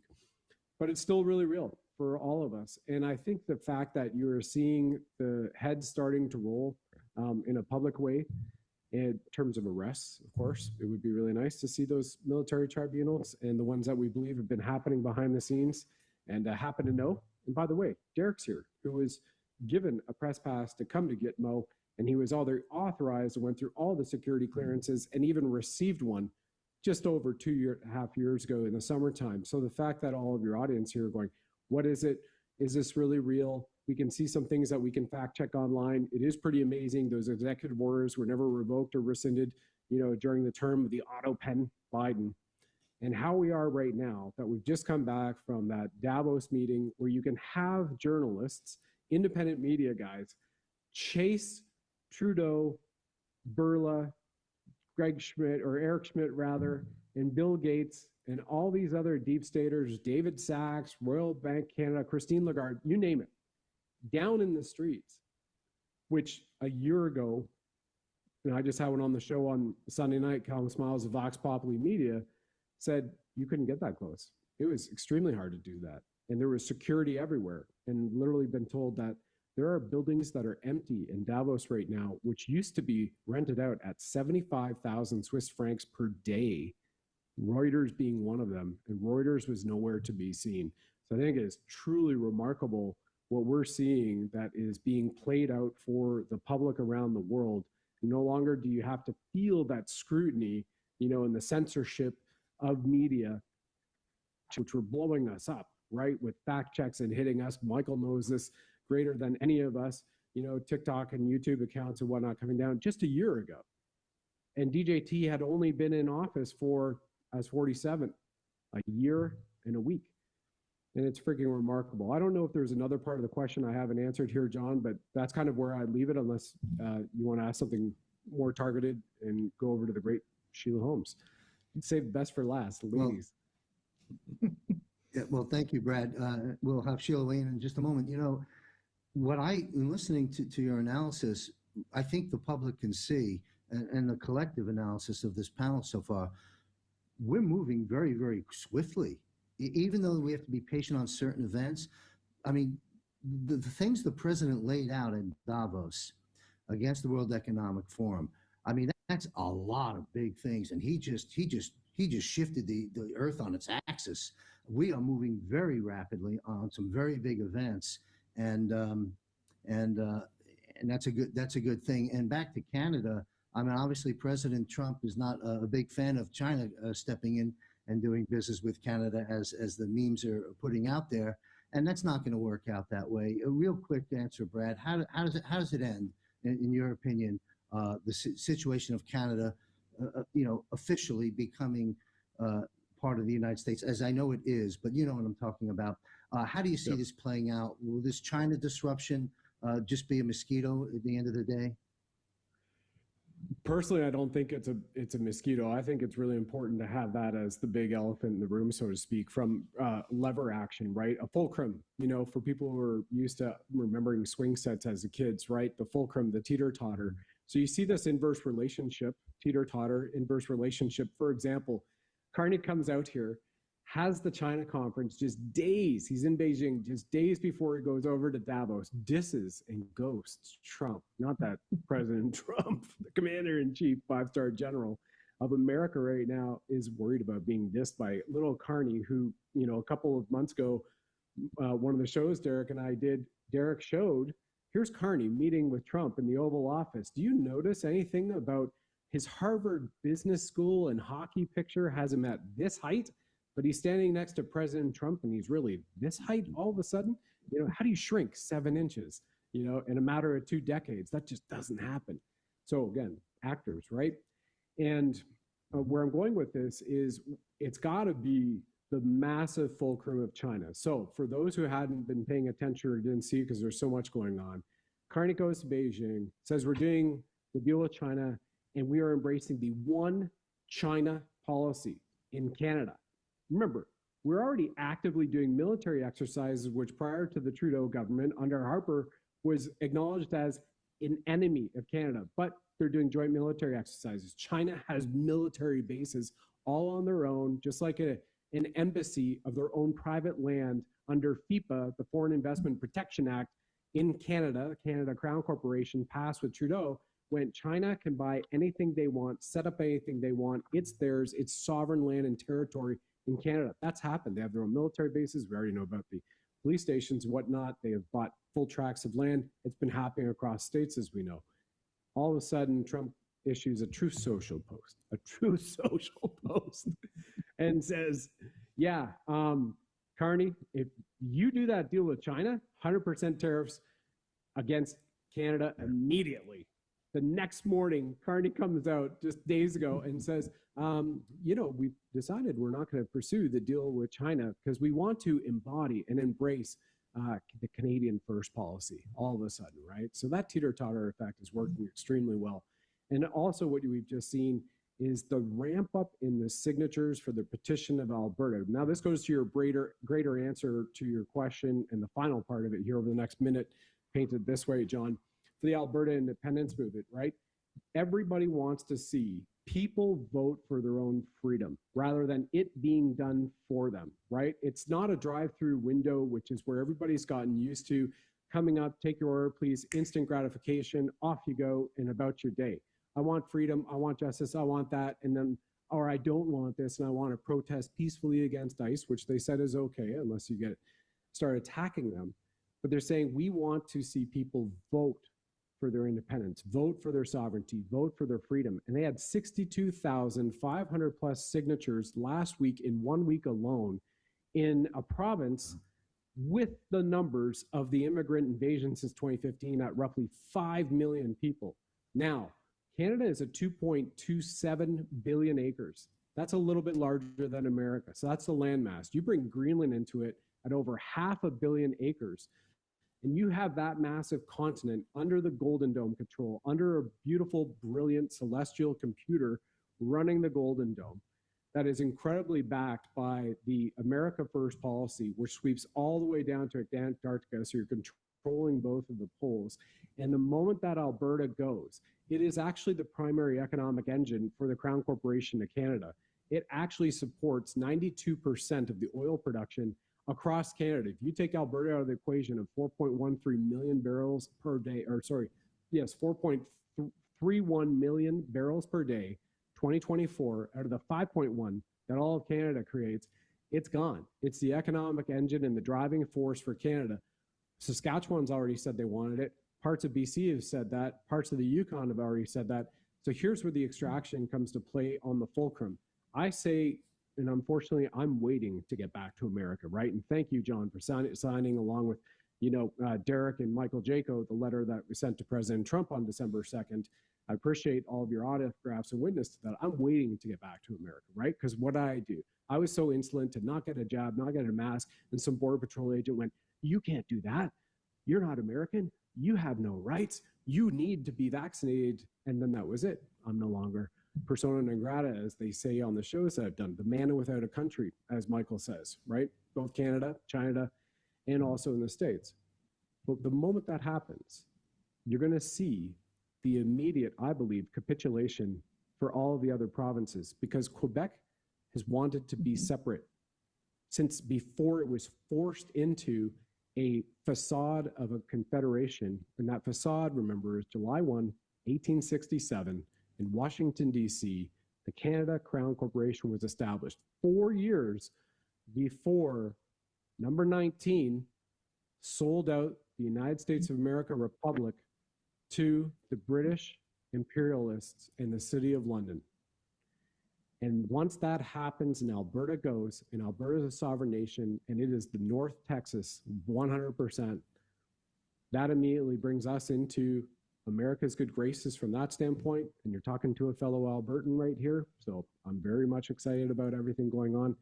And then you're going to have everybody else just kind of capitulate, go, geez, we're going to need this too.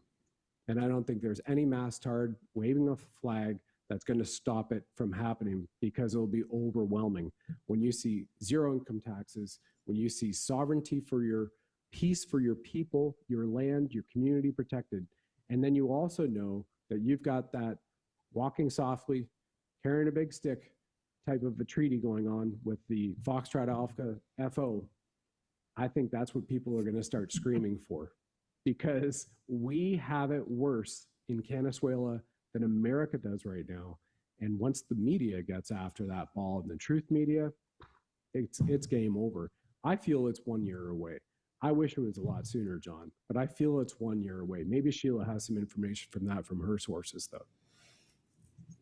Okay, well, thank you, Brad. Just want to say, what we're doing here, big 140,000 foot view, is we're freeing the world one country at a time.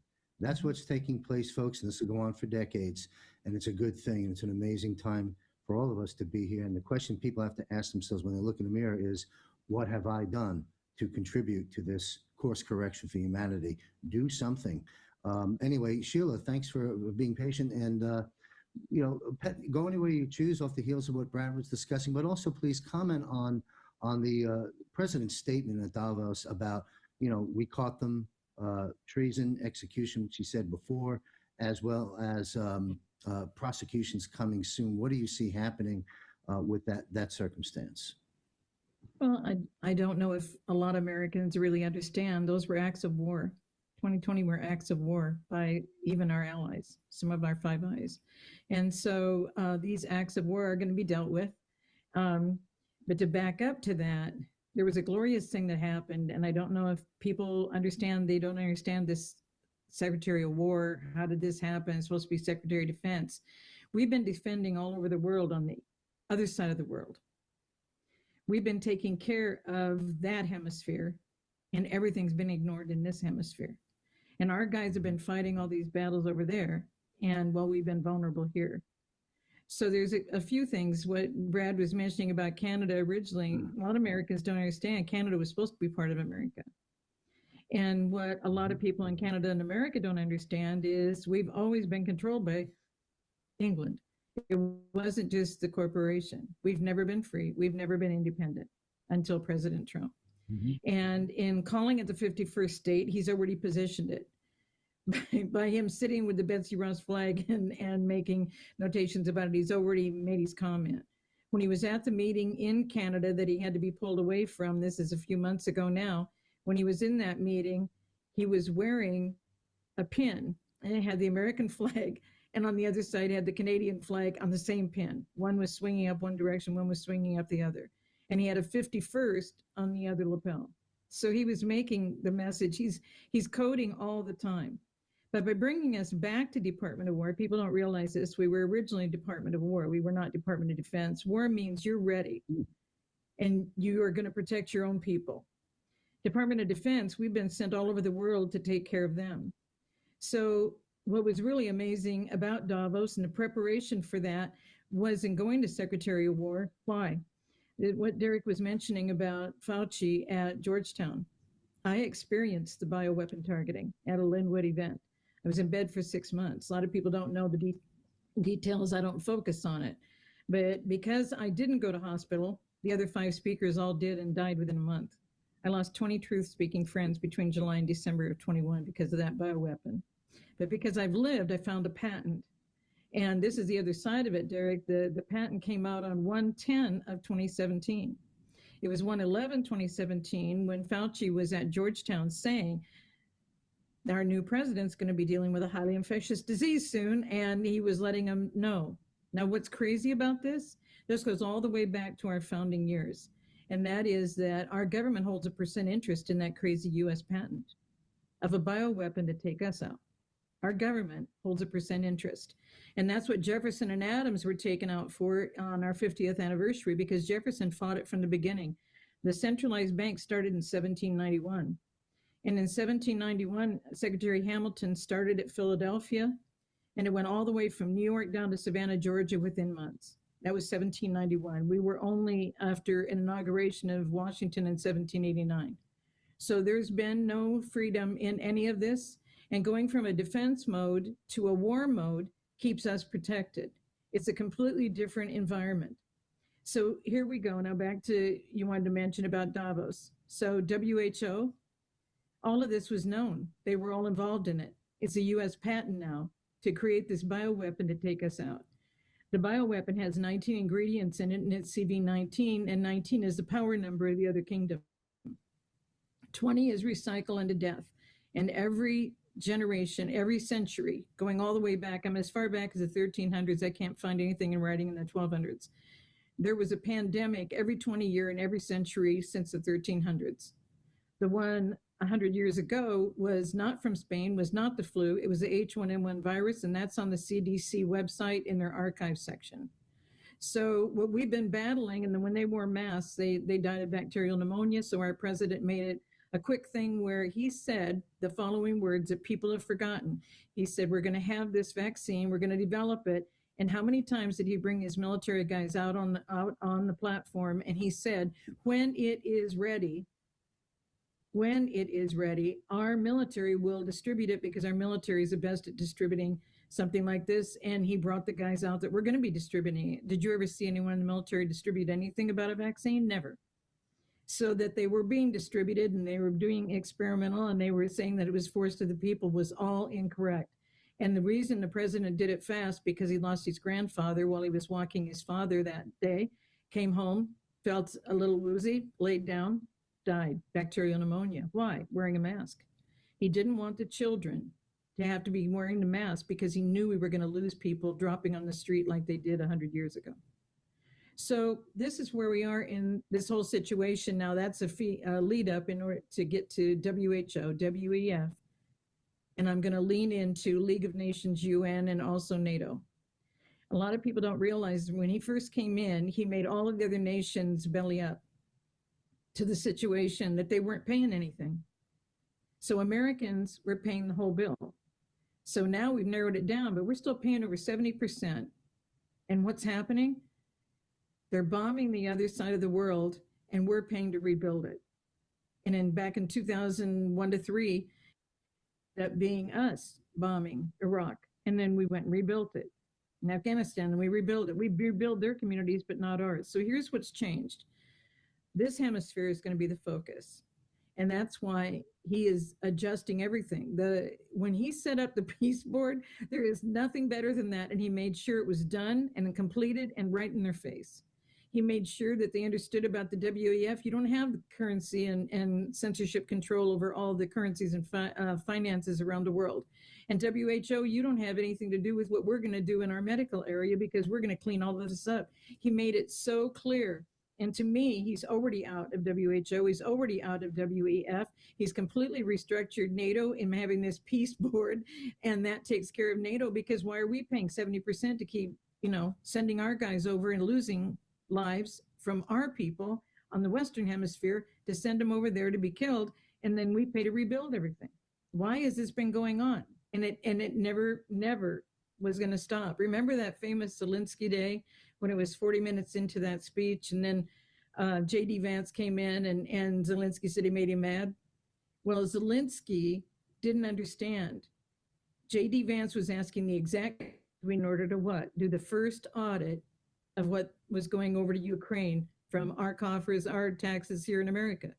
So all of that started a whole new situation. So what did Zelensky do? And all these pictures are in the new book because it was such a fantastic time to get it in the book, is that Zelensky then didn't understand that he wasn't operating properly with us. And then the Sun Tzu quote matches that when you have a leader that will do anything, in order to be the leader, he will absolutely burn down his own country, kill his own people, and that's exactly what's been happening in the Ukraine. So the president has already prepared everything before he went to Davos, and I think this is true that he wasn't there last year, and this was his time to put all this together. And that's why when people say, I don't know that much is happening, they need to go and listen to the speech and listen to everything he did. And then when Caroline Levitt came out and did the final conclusion and that everybody had signed and they're already on this board and we're all going for peace and we're not going to be dealing with these organizations anymore. Now let's go back in time. If you go back to right around 2007 when they were doing the horrific rebuilding of the UN building in New York, President Trump was on with C-SPAN, and it was in the middle of the night. I was writing something, another business book, and I tuned in, and there he was in a private room meeting with a couple of the people. Did you know American public never knew that our Congress paid for all of this? The remodeling, when they said that they had to remodel the UN building, and the president made it very clear. He already knew that they were bringing in all this information, the diplomatic pouches, and they all wanted immunity in our country, and they bring huge entourages in, and we're supposed to give all of them immunity no matter what they do on our land. And he said, here's what you need to do. You need to sell that UN building. Any developer can make money on that, pay off all of the bills that you've done, because they had some Italian architect. Every month they were redoing the plans, and every month he was getting like $600 million. It was just, this whole thing was just so out of whack. $600,000. And then you keep adding that up. And do you know President Trump was almost to the dollar of where he said they were going to be over budget if they didn't stop and change their ways, and they didn't stop and change their ways. And he predicted it, and it was exactly what they were going to end up with. He said, you need that UN connection to be off our shores.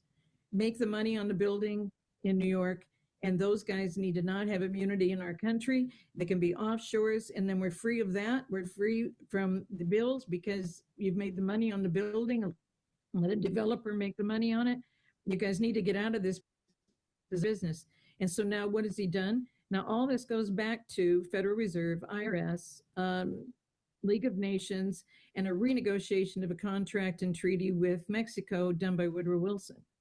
So when you put all of that together, I mean, the president is layering this. This is such a brilliant, brilliant unfolding of a plan for our future, because all of this was done to us. None of this was part of our Constitution. None of these bureaus were part of the Constitution. The reason why we can't even get the right candidates in the election process is because of Charles Joseph Bonaparte. They came in and set up the whole thing just like they had in Europe. And we don't really get to vote on anybody, because they started the National Municipality League, and that was set up by Bonaparte. He set up the agents of the FBI, the Bureau of Investigation, that then became the Federal Bureau of Investigation. And when he set all of this up, they have their own merit-based system on how they select what? The candidates that get to run for offices. And it says right in their structure, we only get to vote for 4.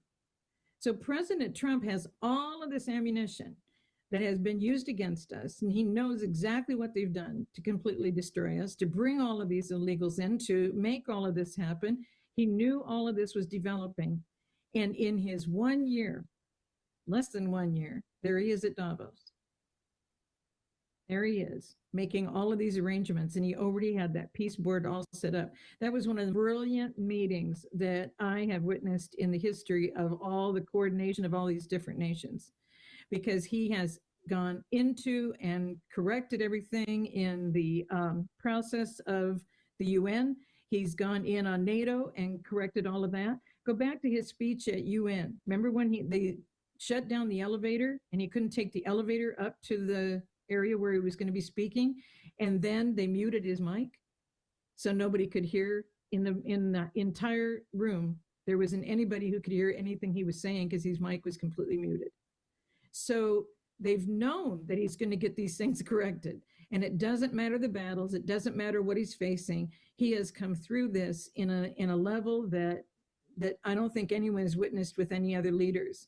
But now it's the same thing with Greenland. Greenland was announced this week about the Greenland, the Prime Minister of England was stating that Greenland should be controlled and run by the Greenlanders.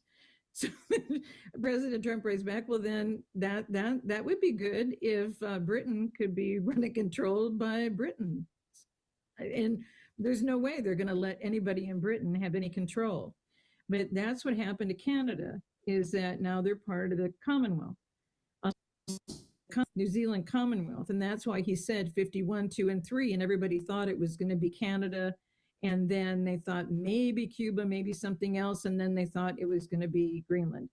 And so I think it could be, there's interest, but they were part of the Five Eyes that were involved in the election. So that's why I keep saying it doesn't matter how fast this gets done. Everybody says they're impatient. Everybody says they're frustrated. Why is it taking so long? Why are people not being arrested? You're not going to see court-martial and tribunal arrests. And the Military Accountability Letter handled this January 1 of 2024. It came out at 4 a.m., exactly as the moment the Georgia Guidestones were taken down. And that's because 4 is structure in their process. So obliterating the structure of the military structure that is the military industrial complex took place on January 1 of 2024. The next to the last sentence is, we will fight until we have resolved the two-tier justice system. But up in the third paragraph, it's all about the generals, the vice admirals, the rear admirals, the lieutenant colonels, the colonels, all of these flag officers from around the world. And it lists 3 lines, starting with General Milley. And then it says, and many more. Why and many more?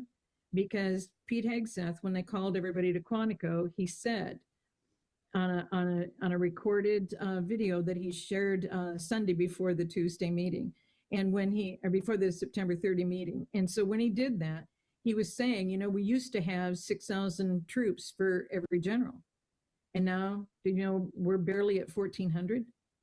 I mean, so everything had changed. All of these people out there, but nobody knew until the summons went out. Did you know that the British Commonwealth owns most of those, or set up most of those bases all around the world? Those are also the same locations for the CIA. And I went over this with Jaco in a previous interview, and surprised him. Robert David Steele gave a complete description of the 7 CIA. There are 7 completely different, independent, and if you're in one area of the CIA, you don't know about anything in the other 6. And so that brief video I sent to Jaco, and we may cover it the next time we come together for an interview, but we have not understood how deep the evil is. But this evil is what the Pilgrims knew before they came to America. And so they lived with the grooming through the churches and the schools and the structuring. Everything they came to America and did to us had already been done all around the world. And we just weren't aware. But back in the 1800s, nobody traveled more than 5 or 10 miles, but without spending a night if you took a carriage. I mean, it's just, people don't understand the lack of connectivity back in that time as to how we ended up here. How is it, what happened with Canada? If they were supposed to be part of America, how come they aren't part of America? Britain had this all controlled from the beginning. We were under the control, and I kept saying when they did the corporation, and then they put us back under the IMF, the International Monetary Fund, that's when it happened. Guys, it happened within 24 months, less than 24 months of us being with the president inaugurated in 1789. That's how fast this happened in America. So the takeover before we were self-governing is what we're dealing with. And everything goes back to that. How dare the government have a % interest in a bioweapon to target its own people? No, that is completely against our Constitution. That centralized banks, the government held a % interest, and that's what Jefferson said. You cannot do this. And he said, once there's an evil, then the republic is corrupted, and you cannot just try and fix that evil or replace that evil. You have to do exactly what President Trump and our Department of War are doing right now. What a brilliant analysis and dot connecting from so many perspectives throughout history. Thank you for that. And, you know, quick comment, Robert David Steele is sorely missed. We could certainly use him today. And the footage that's out there, some people are posting, is well worth circulating around. That gentleman was spot on. Had the opportunity to talk with him several times on camera and off camera. Anyway, also one comment about the UN building.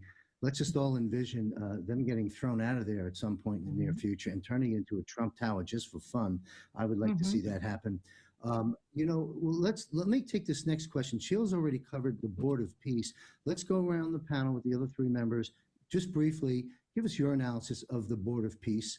What is the president really doing from your perspective with this? And what do you think the full effect will be a little bit down the line? Because he moved very, as you said, Sheila, it had been well planned out. But once it was released, it just moved very, very quickly. In fact, Cambodia just came in with their $1 billion to be a part of it. Mike, if you want to comment on the Board of Peace, we'll be brief on this because I got 2 more questions I want to get to before we wrap up the show. So take it away, Mike. Yeah, the Board of Peace, basically, Russia said, yeah, we'll come in. You just need to unfreeze, you know, some of the money you guys froze, and you can take $1 billion and we'll be part of it. So it is, of course, you know, Russia is involved with Ukraine very heavily, and I think they're doing a good job of taking out a lot of those Nazis. So I'm good with that. You know, one of the questions we're going to deal with in a little bit, the Nazi seem to have a little help with their technology. So I think that this is going to move in the right direction. If you're having everybody talk about peace and work on peace and have technologies that help each other and have free trade and so forth, like between each other, like we've seen in the distant past where we didn't have any conflict. Tartaria, I've looked at that very deeply. I think we're have the same situation that's coming up again. Those technologies were, you know, blocked, eliminated, extinguished, and so forth. They'll come back. America has all these technologies. We're ready to, unleash them. We just need peace in the world to do that. Because if we give it to the bad guys, they'll just use it for evil purposes. So the peace initiative is definitely something that's going to make a major impact. It's going to go forward. It will evolve into something much greater, and it will take over the world and shut down the war machine.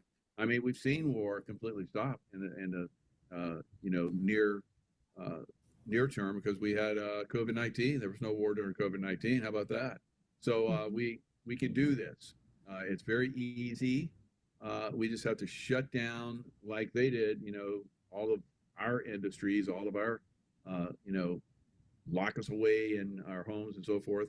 They need to be locked away. And once that happens, then there won't be any more wars. So the peace initiative is definitely going to be amazing. Yes. And it's one big surprise to me once I started to hear that term. And I'm amazed how quickly countries are coming aboard into this. I believe it's unstoppable, and what a wonderful thing to actually have an initiative collectively throughout countries in the world for peace versus what the United Nations and other entities have done over these decades. Derek, Board of Peace, anything you'd like to contribute? Well, I'm always going to go back. I always keep it pretty steady and handy right here, but this whole thing is an operation. Like every aspect that we keep talking about, it sounds like a broken record, but it's a beautiful broken record. So it didn't come together fast and happen fast. That was strategically planned back here. And then what people are watching is that what the target audience is seeing is real time to them. But if you're a patriot or you read and studied everything that's been put together for you, it's not real time. That's why it looks so fast and rapid. 2017 and 2018, 2019, the capitulations then, those are those leaders now, right? That's when the real action took place. Talking about Obama, going back to Obama, when the real election was, the coup and all that was 2016. And I know it's hard for people to comprehend, but there was no other way that President Trump could have pulled this off as a president, as just a regular Donald J. Trump. There's no way whatsoever. So all of it. Now, Hyundai, a buddy of mine that really should be on these shows too sometimes, even though he's not military, but he's defense contract back before President Trump kept that promise. But he's a good guy with the doomsday plan. And, he sent me a text the other day, and it's a Hyundai commercial. And they're driving, and it's just like action, looks like a movie, and then they swirl around, and then the guy takes his mask off, and he goes, "I am the villain." And then the guy goes, "I knew it was you," like that. So, and the voice narration is the guy who played in Ozark, right, which was a money cartel trafficking, right? So they're showing people. And Melania, right, the movie coming out this Friday, right, all these things. Then the Emmys or whatever that was the other day when opening line, she said, haven't made a movie in 5 to 6 years, right? So all these things are tying in. President Trump 4 years ago, Memorial Day 2025 and July the 4th, 2026. He was like, that will be the golden age, and moving it. Golden age to me will not be still tyranny, people, even me, I give libtards grief on X because they're fun to mess with.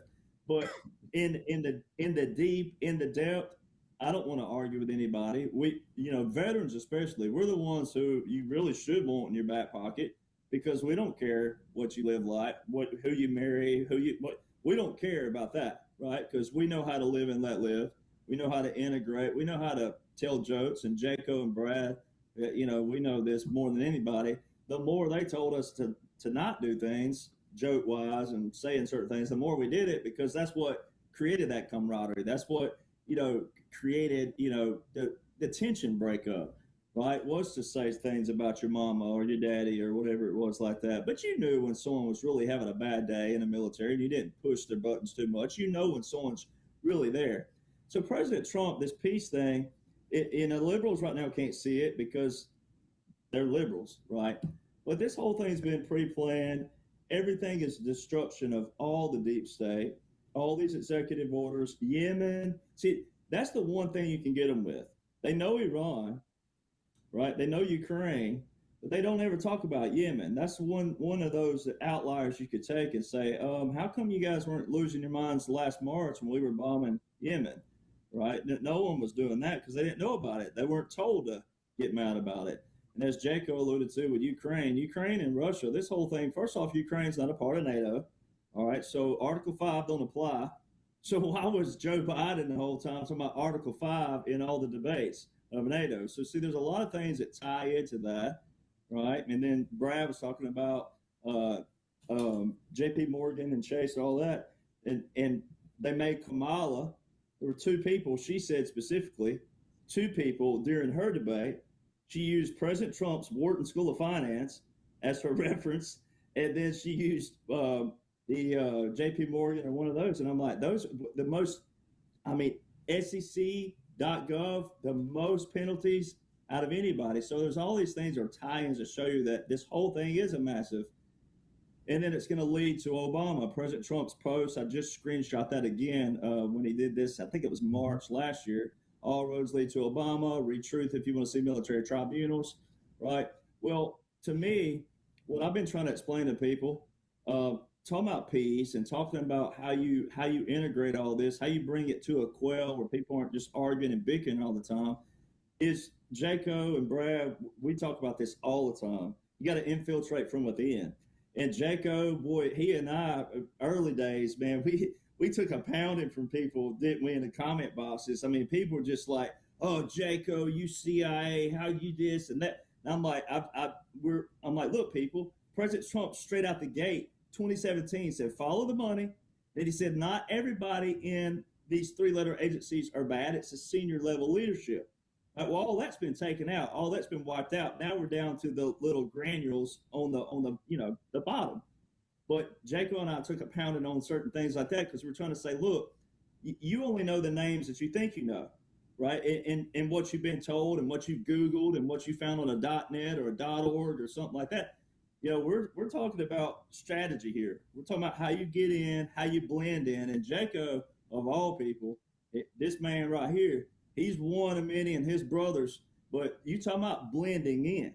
And then Jaco could go into great detail of the strategies of blending in and how you keep calm and how you keep pressure. I mean, you got to do that. Then you got to get to a safe zone and not be followed. I mean, there's so many things that you could get into, but it's on the bigger picture, 140,000 foot, the infiltration from within. You make it implode from within, right? And then you find out who's on your side. Well, there's a way to know that. Jaco and I and Brad and I, military people, you can know by skill sets who is and who isn't, because there's certain things that you can tell, like intricately, who is and who ain't, once you get to certain levels of your career and experience and how long you've been doing it, et cetera. Right? So this whole thing happened way back. And so what you're seeing now is the rollout of that, getting into what President Trump, his 80th birthday will be in June. So keep that in mind. People need to remember that 80th, your 80s are your hard years. Like that's when most people pass away. Let's just be honest. It's their hard years. Not many people make it to their 90s. So President Trump deserves the face that he put on this, his name, his face. He is smart. I'm not taking away from that. He is genius. But he's one of many. But he deserves that peace, right? He deserves that, hey, Mount Rushmore, really, I make excuses, say, hey, you don't need to be on Mount Rushmore. There's a mountain on the other side of Mount Rushmore that he needs to be on solely by himself, not on Rushmore. But he deserves that. And so many people right now, especially on the liberal side, but Rhino side, they can't see that. But this whole thing was for that. This whole thing was to bring a quellness to everybody and say, look, our founders, they separated religion. They separated church and state. They separated certain things because they knew you couldn't ever use that as a catalyst for your stance either, right? Because then people would always be a holier than thou, et cetera. So this whole thing for President Trump, it's not about him. It's about the militaries bringing everybody home. When he says America first, that also means Thailand first, New Zealand first, Australia first, et cetera. It doesn't just mean America first. But we had the lead because we were the ones who were entrenched in all this and ingrained in all this. And so, it's exciting from another standpoint because of my grandfather and people that I, didn't serve with, obviously, but that taught me these values and et cetera. And my grandfather was one of them specifically. He hated war. He was all right with it if it was unnecessary, but he hated it because so many people made excuses as a first option versus, hey, we'll kick your butt if we have to, but. And so we're talking about what we're talking about, Department of Defense. We have been in so many nations that we should have never been a part of whatsoever. And it's alluding to the money straight out the gate because all President Trump had to do was invoke certain executive orders and then enforce them to their full extent. So it's exciting. And I don't think we're headed to a long-term thing. I was just reading the agency strategy that Marco Rubio is on for 2026 to 2030. And it's still talking a lot about the global strategy, the foreign entities and getting away from those things. But the Indo-Pacific Agreement back in 2019, there's a lot of things people can go read to kind of get in ahead of that, to show you that this whole thing's been planned from the get-go. And I think that July 4th, 2026, in order for it to be what President Trump said, we got to be somewhere in a revealing portion and talking about imploding from within. This is where some Christians struggle, and I'm a Christian, but I'm not one that just, I'm not a Bible thumper, but I'm a Christian, so I want people to know that. But, a lot of Christians struggle with the imploding from within because they think that once you're a bad person, that you're damned to hell. Well, you may be. But some people have a guilty conscience, right? A moral conscience, a guilty conscience. And they could be completely evil, but they may be the very ones that can pull in everything. And I think that's what President Trump means by all roads lead to Obama. I think that Obama, yes, he most certainly was Barry Soros. I mean, we got all that. We know that. But he was still a puppet. He was still controlled. He was controlled by money. And the Law of War Manual talks about relevancy, and it talks about certain things. But he may have been, it's like President Trump issued Executive Order 13977 a few days before 2021, a protection order for judges, attorneys, and prosecutors, right? Because until you're back here, until you have a gun on you, you don't really know what you would do, right? You don't really know what you do. People say all the time, I do this. No, you won't know what you would do when you're back here. No one can see you. And someone's got a gun on you telling you what you're going to do, what you're going to say, how you're going to do it, the who, the how, the where. So when you detain these people, Hillary could have spilled all the beans. Obama could have spilled. They may have taken deals where they're going to tell the whole world on TV, because when you say all roads lead to Obama, Hillary wouldn't be a uniter. People would expect that from her. But when you think about Obama getting on an emergency alert system, and all eyes are on him, and all eyes around the world, all TVs, all internet, all phones, all everything, there's a way to bring peace like nobody's ever seen before. And I think that they're all in it from that aspect. There's going to be some key players that people do not expect who are going to be the key components that brings it all together for the other side. I cannot liberate President Trump. JCO can't. No general can. No admiral can, because the liberals, the ones who are fighting us, ignorantly fighting us, those are the ones who have to be quelled, right? So how do you quell them? With one of their own, a bunch of their own. And I think that's going to come down to some kind of showdown like that. And I think there's going to be some kind of mass, revelations. I think it's going to be fun. I think it's going to be theatrical. I think that's the peace board that's going to come about in more of a General Assembly type setting. I think the American people would love to see that latter part of what you said unfold. I want to pedal back real quick to President Trump getting his own mountain, if you will, adjacent to Rushmore. A lot of folks say today, and I have over the years, that President Trump may very well be one of the best and greatest presidents this nation ever had. And I think when you fast forward to the finish line of his time serving us, I think we can take out some of those words and just simply say the best president this nation and world has ever had.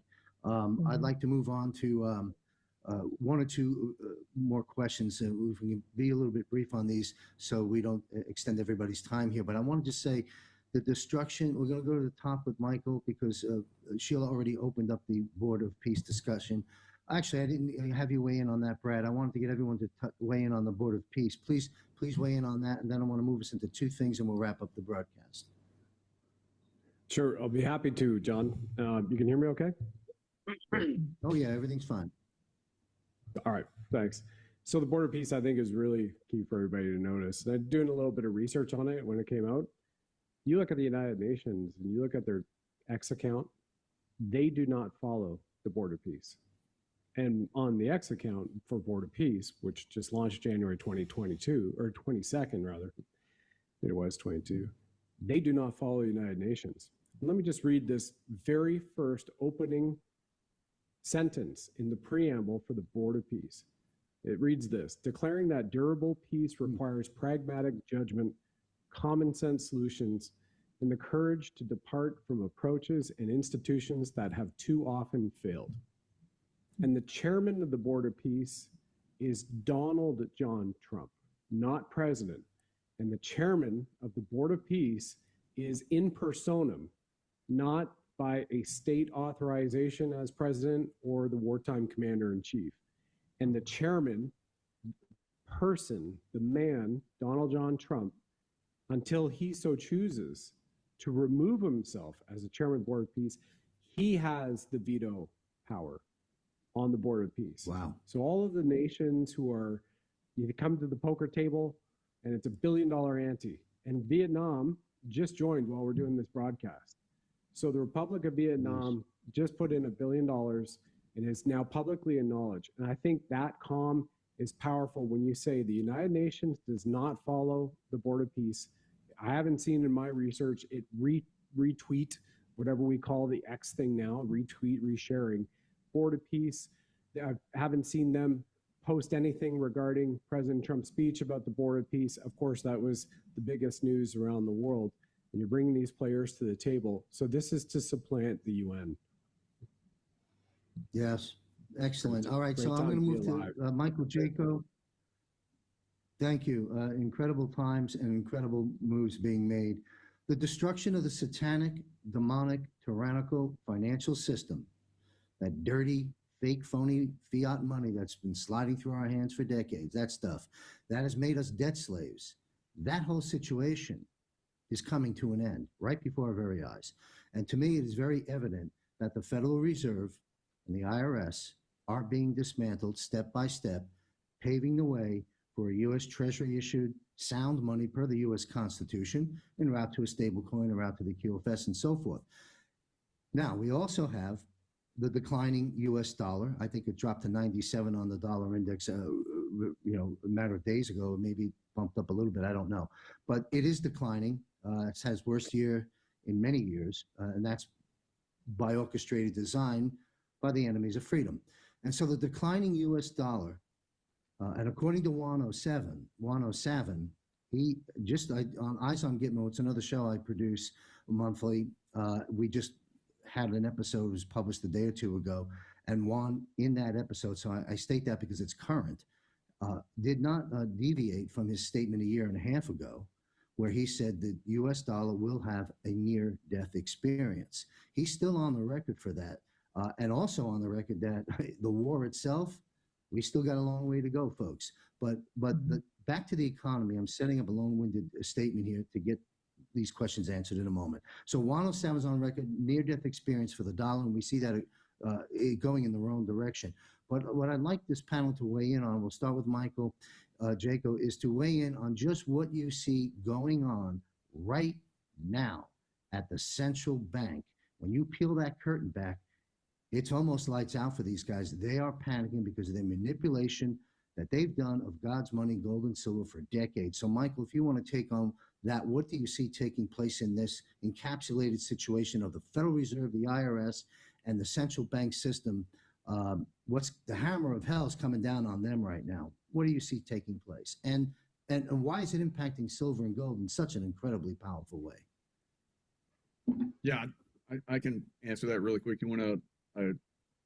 We forgot Sheila on the Board of Peace. You want to let her weigh in a little bit, real quick? She actually opened up the Board of Peace. But if you'd like okay. to comment on the Board of Peace additionally, one moment, Michael. Since you invoked that, I don't want to leave Sheila hanging there. Sheila, did you want to comment any further on the Board of Peace? Because I'm sure you have other things you might like to add. I think on other topics as we go on now, because the reason why I brought it up and that Caroline got all the signatures, and you are so right that all of this was all set up long ago. It goes to me, it goes back to the red files that were taken back in 2017 on the capitulation tour with all the countries and the miraculous things that happened. And I think it was confirmed when he did England and proved that Buckingham Palace is not open. He was at Windsor. That broke the back of the financial to me, because when he came home, that was the first time that he said, I'm meeting with Benjamin Netanyahu regarding the state of Israel. And the state of Israel is the Inc. Registered in London, England. So what has happened now is he's brought it all the way. And so that's why I think I said everything that Caroline Lovett, when she had, she ended up having everything where everybody signed. It was a done deal, and it completely obliterates UN. It obliterates NATO and the structuring of that. And he's already set up the Western Hemisphere. All these other leaders, and the main thing that people don't understand perhaps yet is that they don't understand that every country has been treated this same way. Every country has been taken down to its knees. Every country has gone through all of these horrific things by these people who've been controlling. So where we're at right now is nobody's going to put up with it anymore. It's over. I think game over. And I think it's a major checkmate as to exactly where we are. And it goes back to what was in his safe when they were at Mar-a-Lago, where they opened the safe and the Queen was laying down and a little sign that said checkmate. Excellent. Well, checkmate is here, and it's a great time to be here. Michael, thanks for reminding me of that. Sheila, commenting on that. To pick up the issue on the economy, if you still got that in your head there. Yeah, that's definitely. I mean, the Board of Peace is going to happen when the follow the money gets basically taken away from the deep state. We're seeing that happen very quickly. Yesterday we saw the silver price. Just like it, dollar went down massively, silver went up after trading stopped, and silver got knocked down again. I think the banksters are on their last days of being able to manipulate the silver price. Silver price bounced pretty good today again. It's going to continue to go up. I think silver is going to be unbelievable going forward. We'll probably see $250 silver middle of the year. We'll probably see $7,500 gold, and then it'll just keep going up because once we hit that one beautiful July 4th date, probably President Trump is going to go, okay, now we're going to tie, Treasury to the gold, and that goes. Mm-hmm. So the fiat currency that the Federal Reserve puts out is not the American people's money. That's the banksters' money, and we have to take that down so that we can have peace, because they're the ones that are creating the war. Obviously we had, like I said, COVID-19, and there was no war. So it's very easy to stop these wars. We take away their power, the war stops. We have peace, and we have money for everyone because they have been hiding that money from us. President Trump has been getting that money back for us and ready to distribute it. And if you're an American citizen, you're going to get it. If you're Zimbabwe citizen, you go back to your country and you're going to get Zimbabwe money, and it's going to be incredible around the world because there's incredible amounts of money out there for the world, and it's going to be beautiful. There's no problems once everybody has the economic wherewithal to take care of themselves, their families, and so forth. That's one of the things that starts these wars. So peace will come with economic security for all. Absolutely. And, We've covered a lot of different topics in this discussion, and this is the good news story. And there was good news throughout the broadcast, but this is really, really important, and it was very well said. And yeah, so many areas I can get into with that, but we'll just take that same question over to Derek Johnson. Federal Reserve, IRS, central bank panicking, silver and gold, God's money exploding through the roof. What's your take on what you see happening there? Well, it's just what we've been talking about. It's a takedown of the hijacking of, United States of America, whether you call it that or not. Before then, I mean, that's up for debate, but we can really home in on 1867, 1868, 1871, 1874, 1878. There's a lot of key things in that. Then moving to 1913, income tax, and then reserve. 29, people forget about the stock market crashing right after that, quote unquote. Then President Trump has alluded to FDR and the New Deal. And then when he said it was short and concise what he said, but what he said was basically that was all a crock of, right? That my grandparents and different people bought into, put their money into it, etc. And that was so I love bringing this story up. When I did my master's degree at corporate, USA, right? When I did my master's degree at Colorado State, one of my advanced classes, professor held up a dollar bill. He said, "What is this?" And he was like, "No wrong answer, but there's one great answer if someone gets around it."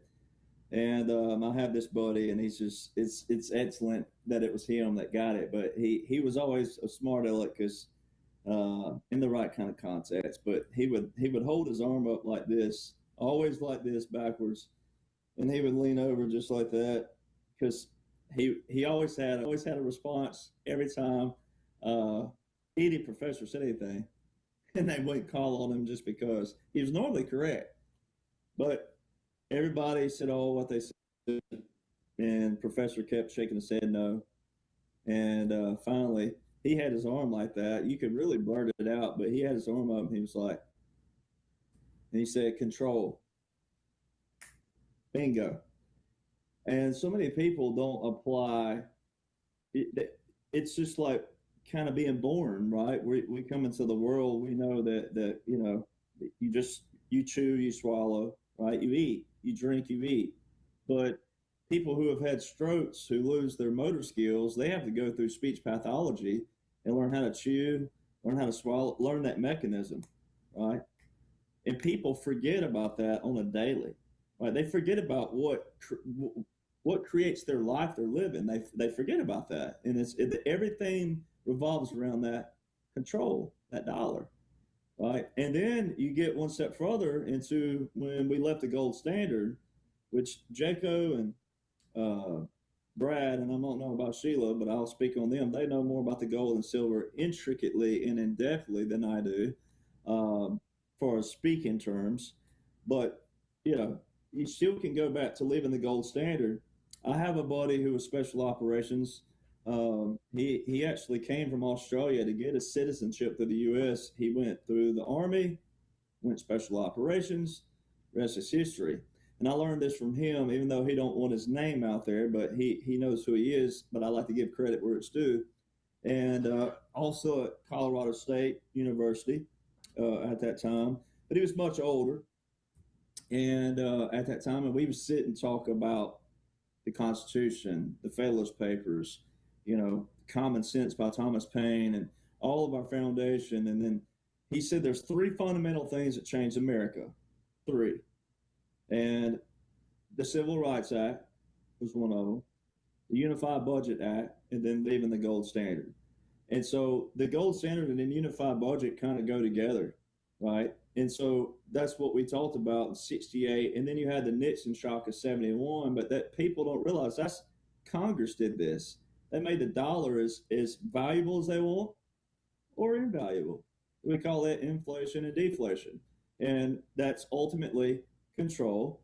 And that's what creates that division. Chaos plus division equals power acquisition, right? And that's how they've been able to control these pockets, right? And then it goes to that bigger picture, which is why it was important to mention earlier by Sheila about, President Trump not taking a salary. It's very important. It's also important because it's coded as well. 28 U.S. Code, Section 3002, United States Federal Corporation.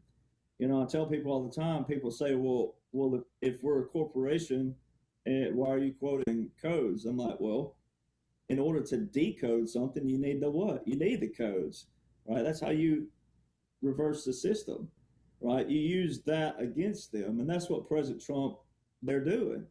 They're using their own system against them, right? That's why it's hilarious. Like I tell people, when you hear retaliation, that's what you want. When you hear the holier than thou rhetoric, the gaslighting and manipulation, that's what you want, because that means they've been exposed, right? So when they say President Trump did this, that, but they're saying it real agitatedly, and they say, no, it's because they've been exposed. And President Trump, straight out the gate, follow the money. Straight out the gate, follow the money, follow the money, follow the money, follow the money. Now, it's all strategically planned, but it's kind of like Minnesota. President Trump posted just a couple weeks ago, a week and a half ago, whenever it was, follow the money. Look where the money is. So it's that giant light. And it's kind of like us cowboys, country boys. We have a saying called torching the barn, killing the rats. All right. Well, when you expose creatures that typically move at night, and that light shining on them, they run frantically, and they just go everywhere. Roaches do it, mice do it, rats do it. And so that's what's taking place. And it's awesome on our side, because that's exactly what you want to see. And you want to see them saying and pointing fingers back, right? But at the end of the day, who has the goods? The commanders do, and the supreme commander of the world does. That's why he's been able to go to all these places and do what he's done and say what he's done. And then other people bought into that and bought into what it's going to look like in the future. And then also apply that President Trump, again, can't be bought. I mean, that's one thing people don't really think about. The guy could fly anywhere he wanted to fly, go anywhere he wanted to go. He has his own resorts, first off, but he could go to any other resort in the world. His children's children will not be able to spend all their money. And I think this is kind of funny. I finally got to go ahead to say that I got to sit with Barry and Trump 2 years ago at Mar-a-Lago for about 4 hours. And you talked about making you feel guilty in a good way. It's just a great check for anybody to hear this. But Barron was talking about how it's funny hearing him talk about President Trump as dad. He goes, yeah, Dad only let me have one pair of tennis shoes. And I'm sitting there thinking, I got like 40 pair of tennis shoes. But see, that's a mentality that people will not be able to understand. The people out there in that new generation, they think that's absurd. They think that's barbaric. They think that's traditional. They think that's overboard. And I'm like, you're not looking at it this way. It's that's what creates wealth. That's why they will never spend all their money, is because they know how to live. They're content with their life. They don't need things that dissipate or you can go get at any time, especially with Amazon and things that we have, right? So the world's going into a whole new onlook anyways, right? So that's, if people could take a little bit of nuggets out of all this and think about it from that aspect, not so much as that, what it's going to look like, but it's in great hands. And then also President Trump, the PALs, Public Alert Unregistered Soliciting Entities. It's an SEC term. So that's been used for multiple times. And the freezing of the assets, the tariffs. Tariffs are an emergency. Again, they're in a national emergency. They are for a defense system. And President Trump has said this. And that also validates the operation. But President Trump has said this in a post that we're using them in defense. And if people just go read a national emergency, what it does, so the tariffs are all strategic. And then also they're presidential.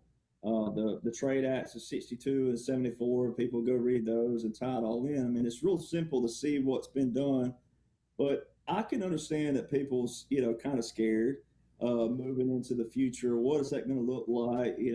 And so the safeguard of that, with the whole people at one point about 3 years ago were pulling their money out of the bank real quick, 401ks and everything, and that can create pandemonium in the wrong kind of way too. So I'm reluctant sometimes to speak because there's a lot of fraud accounts out there already and scams that use my face. They're already using AI videos of me with the QFS and all these other things. But if people would go study the quantum initiative, that's the biggest thing people need to really focus on is what quantum actually is from a grand scheme. Now it's going to pressure strategic and critical thinking because it's a whole other world. Physics and all kinds of other things that all tie together, and it's a whole other planet. But if people would go read that kind of that 40,000 foot view again, and then work your way down to what President Trump has said and what he's used strategically, then it'll make a little bit more sense. But so many people, especially Christians, this is a sensitive subject for them because, this is New World Order. You guys keep painting it to be pretty, but this is New World Order. That's the one world system. I'm like, well, if it was, what are you doing about it? Nothing. You're still whining and complaining and hiding in your household. So there comes the tough guy talk where, okay, if it was that, you're still not doing anything. But I don't see it as that. I think that all of our technology, as Jaco was talking about, our technology, some people are afraid of AI.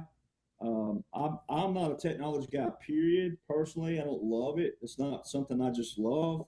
But at the same time, the people that do, the more we dominate in it, the enemy won't. And the more we do, and once it becomes a normal and a natural, then it's going to kind of like, be like anything else when they legalized drinking alcohol. Once you legalize something, people don't care anymore because it's not illegal. It's not, you don't have this rush of doing something you're not supposed to be doing. And I think the same thing with AI. I think once people grasp that, if it's not for you, great, but it's for some people, and those people who dominate are going to keep the enemy from dominating and keep you safe ultimately. And it's the same thing with this monetary system. As long as you stay in the preventive, like we were talking about earlier, the preventive meaning you're studying and reading what you're supposed to be knowing and being involved, then you can prevent anything from escalating in the future because you'll have those skill sets. So I'm probably the not the right person to be talking about intricately on the functions of it, but I think I am from the preventive side to keep people from being scared and being, because people who are scared are also not going to help either. Right, because everybody does have to be involved. Everybody does need to know what they need to know. Same thing with America, knowing what you're supposed to know, your civic rights, your civil roles, your civil duties. But Brad and Jaco, and maybe Sheila, but Brad and Jaco for sure, that they're the two guys I know that know about the silver and the gold intricately on the market side of things. Well, you raised some good points, Derek, and I want to pedal back to that light you were talking about in the barn, where the rats and roaches go running for the hills when the lights come on. I'll make that metaphor or analogy and flip it over to what's happening here for 8 billion of us. God's light is shining now pretty brightly everywhere, and there's no place for them to go. Those rats are running, and there's nowhere to go, trapped, as Sheila said before, checkmate. And that's about where we're finding ourselves. I want to refocus Brad and then Sheila on the economy issue. I'll say this. The Federal Reserve, I mean, if you think about it, where they got 200 board of governors and whatever, we know it's not a government agency. We know all the sound bites, okay? We know that the Great American Coup of 1913 took place when Woodrow Wilson signed this bill into act and so forth. Of course, later regretted it in his memoirs. Having said all that, what does the Federal Reserve do? They do 4 things as far as the last time I checked. They raise and lower interest rates. They increase and decrease the money supply, all for the betterment of themselves, their cronies, the big club that George Carlin told us that we're not in. They take care of them by those 4 moves they make, taking our economy and our life down. Taxes, inflation doesn't have to exist, and we can see the president is telling us that. No more federal income tax. We don't need it. Okay? President's telling us, well, I'll say this. This is not from the president, but inflation, while inflation is a natural occurrence, as I understand, with the ebb and flow of an economy and can be healthy, low levels of inflation on commodity or something of the sort. But the inflation we've experienced our whole life was created by design deliberately to go along with the taxation to keep us debt slaves and with scarcity versus abundance that God intended for us. And dare I say this, we can have debates about the quantum financial system, as Derek just mentioned a moment ago. A lot of people saying, "Hey, that's the mark of the beast. That's the new world order on steroids. Why are you guys falling for it?" While I understand people can have that viewpoint, I don't agree with it. But one day we'll have debates. Right now, it's not time to debate. It's time to unite until we completely finish this war. But I will just simply shut off myself here at the moment and go to Brad Wozni. Federal Reserve, silver, God's money, everything that's happening. The central banks are panicking. One last thing I will say is my understanding that come March, which is just around the corner, these central banks got billions and billions and billions of more dollars that are coming due on their fraudulent paper contracts, and they got no silver in the vault to protect it. I think it's game over pretty soon. Brad, I know I saw you on a few clips of your broadcast out there. You seem to know quite a bit about this. Please unload it here. I think part of the premise, if I was looking at this from a movie standpoint, and I've only had a little background in movies and TV and film, is you're seeing Jassar roll out. And it's absolute. It is absolute. War and prosperity are diametrically opposed to one another. It's antithetical. And what we've known the entire time growing up, we hear about peace, prosperity, peace, prosperity. That mantra, that adage has been repeated across the generations. So what have we just covered? Board of Peace, something that is completely outside of the United Nations doctrine, which we have actually seen as antithetical to the American Constitution, to actually have a sovereign nation. And the way I look at things, being that I'm the Sovereign Soul Show, and sovereignty is paramount because you're outside the legal system, you're in the lawful, you're in supreme law of the land. Supreme law is also divine law, it's also natural law. And when you're there, there's nothing that can usurp that. And so it's up to us as an individual, divine masculine or divine feminine, to carry that forward into our lifestyle, into our community, into our professional workplace, and into our personal lives, and echo that. And from the Jassara standpoint, you look at what President Trump is pulling together. This is the global economic security and reformation of the world. You don't need a piece of paper saying, here's the Jassara Act, that's Board of Peace, or this is what I'm doing over here at NATO, in Greenland, in Canada, and then 52nd, 53rd, take New Zealand, territory of Australia. We already know acting commander-in-chief of Australia, the way that I have been calling him for 4 years, Lieutenant Colonel Ricardo Bossi, pro tem, I guess. And then from that standpoint too, John, for your audience, and what Michael pointed out right off the bat, is it's freaking amazing what is coming and what is already here, which has already backstopped the fact that you cannot go back to the fiat currency, which is created by the devil, 1913, take it down 1929. Then you have FDR go, you know what, on April 5th, 1933, here's a little executive order. And by law, I want every American here in the Great Depression to turn in all their gold at every Federal Reserve bank or exchange. So it's all set up in the back end. And you have the quantum.gov initiative, the quantum financial system. You have the acknowledgement from Binance to Ripple to the Genius Act that says that you are on a Ripple Rails XRP ledger. It's confirmed back to 2022. Bank of America, JP Morgan Chase are all on it. They're all running on this, even though they were suing them. Hinman and Sendler from the SEC were suing Ripple and Brad Garlinghouse and all those great people up there, right? And David Sachs happens to be from their board being running on this, on the the crypto, the administrator of crypto as the czar. So you have the crypto capital of the world, AI capital of the world, which is America. You have Jassara and the National Economic and Security Reformation of America, which is going on. It's inevitable that you're going to have silver hit about $5,890 in the next 5 years. It's inevitable. You also see that from the supply and the demand constraints. Even though I was brought into honors economics at Wilfrid Laurier University, then in the 90s called the Harvard Business School of the North in Waterloo, Ontario, they didn't teach Jassara. They didn't teach CUSIP numbers. So I would encourage every American or Canadian right now, you have a CUSIP number, look up what CUSIP stands for, and just plug in your social insurance number or your social security number at Fidelity if you're American or Manulife Financial in Canada, and go see the billions of dollars on at least one of your CUSIP numbers that you've been traded on the stock market for as a bond, as an employee of the corporation, which we know is all gone. But we're seeing that happen in real time. Maybe we're not going to get those billions of dollars, but we're going to certainly see an economic welfare for all mankind. And that's what we have right now, John. And the time is incredible. Silver and gold happen to be God's money, and I wouldn't turn my back on God whatsoever.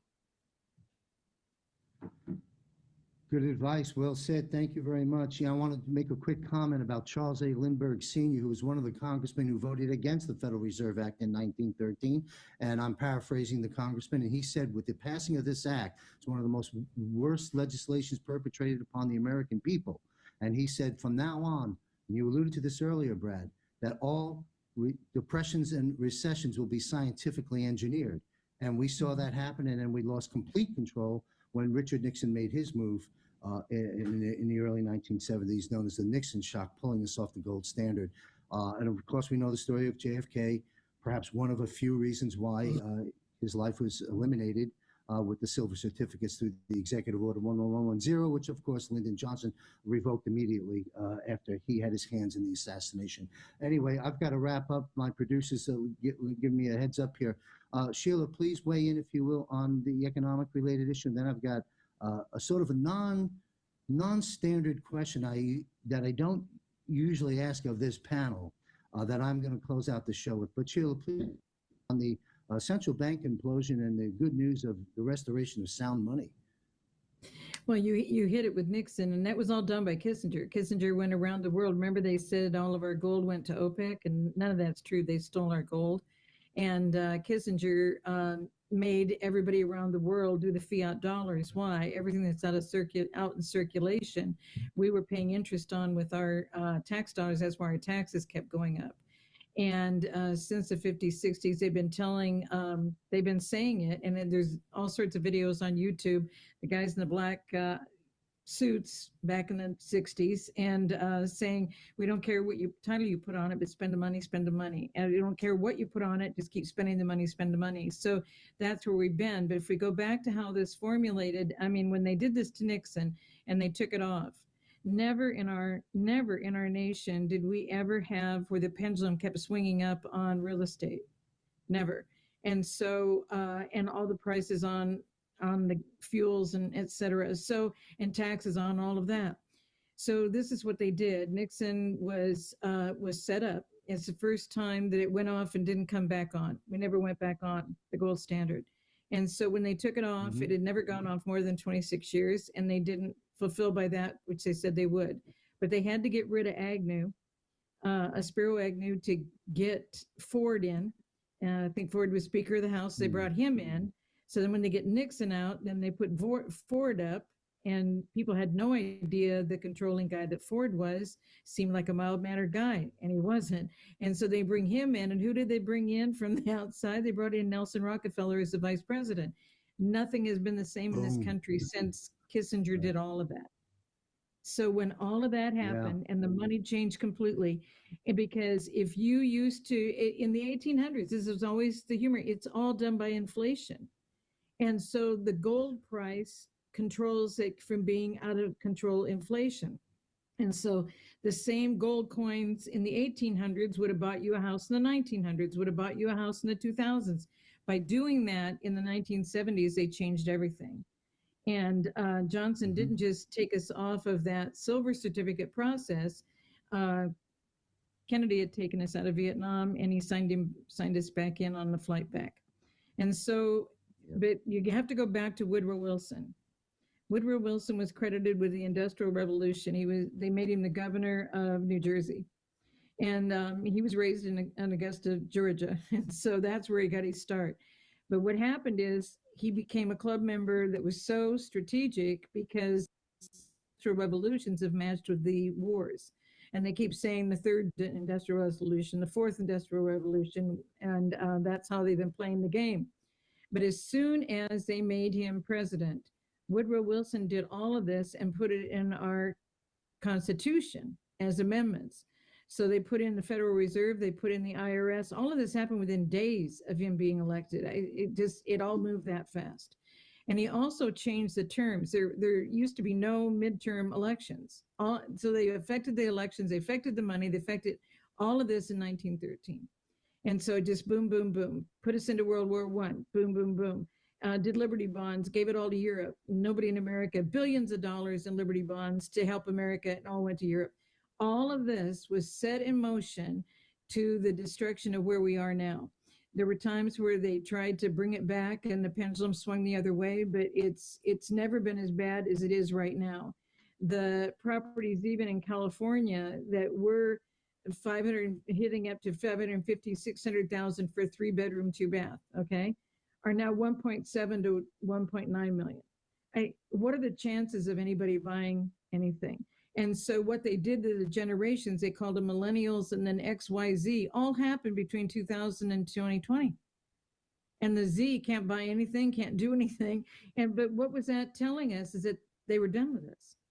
So not only did the elections change and the 2 terms of Congress, and then out of your Congress reps, they check this, they select the senators, the 2 for each state.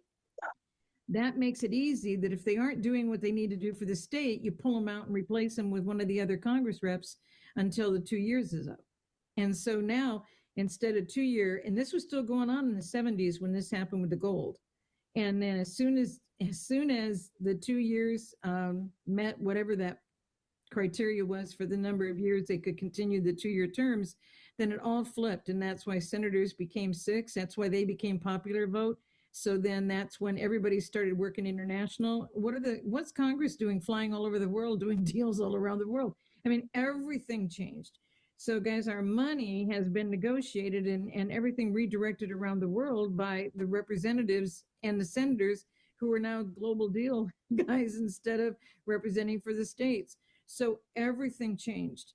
And now by getting back, and I think that's the process of getting us back to constitutional money. And the reason why you call it constitutional money is because everything was required to be minted by our mint. It wasn't to be controlled by any other sources or any other manipulation.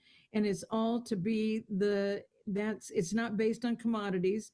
We haven't had a basis of our currency since they did this to us in the 1970s with Nixon. And so when we come back to that, that's the goal that we have, is to come back to the Constitution, and get rid of the 405 extra, to come back to the Constitution and get rid of all the bureaus, not just the FBI, but all of these were just added they have no involvement in our Constitution. They aren't even included in our Constitution. It was all added to us and they just kept getting bigger and bigger and bigger. And that's why we are where we are today. That's why when people say, well, what do you mean our currency doesn't have any value? They took the value away in 1970 and we haven't had any value. And that's why the inflation, taking these houses from what shouldn't have even been 500,000, 500,000 guys, really. I mean, from where we were at, now most houses, 145 to 250,000. And it just, when it was swung up, it just never stopped. And it just keeps going up and up and up. And it's because they were being funded out of the organizations they set up. So when they had all these remodeling shows on TV, you bring in these people to buy up the houses. Who are these people? They're being funded through BlackRock and Vanguard. And all of this was happening. And everybody was like, aren't these shows amazing? And all this. And you've got the equity in your house, so you can spend another $210,000 and remodel it. They did all of this so that Americans weren't going to be able to even afford homes. And so it's not just a problem with X, Y, and Z generations. And they were saying, we're done with you. So that's where we are, and it's all been done. and just steadily become worse and worse and worse because they put more and more and more control in. That very important word that Derry brought up. All that they've done is that piece of paper to control us because they decide whether it has value or not. What a great analysis of the intricate, detailed, and brilliant, of course, corrupt and evil plan that they executed, let's say from 113 years ago right till now. Now, the antithesis of that is what's happening. We have a plan equally creative, equally detailed, and we're about to flip the 113 years of madness upside down. That's where we're getting very close. It's all set, and we're going to be ushered into this.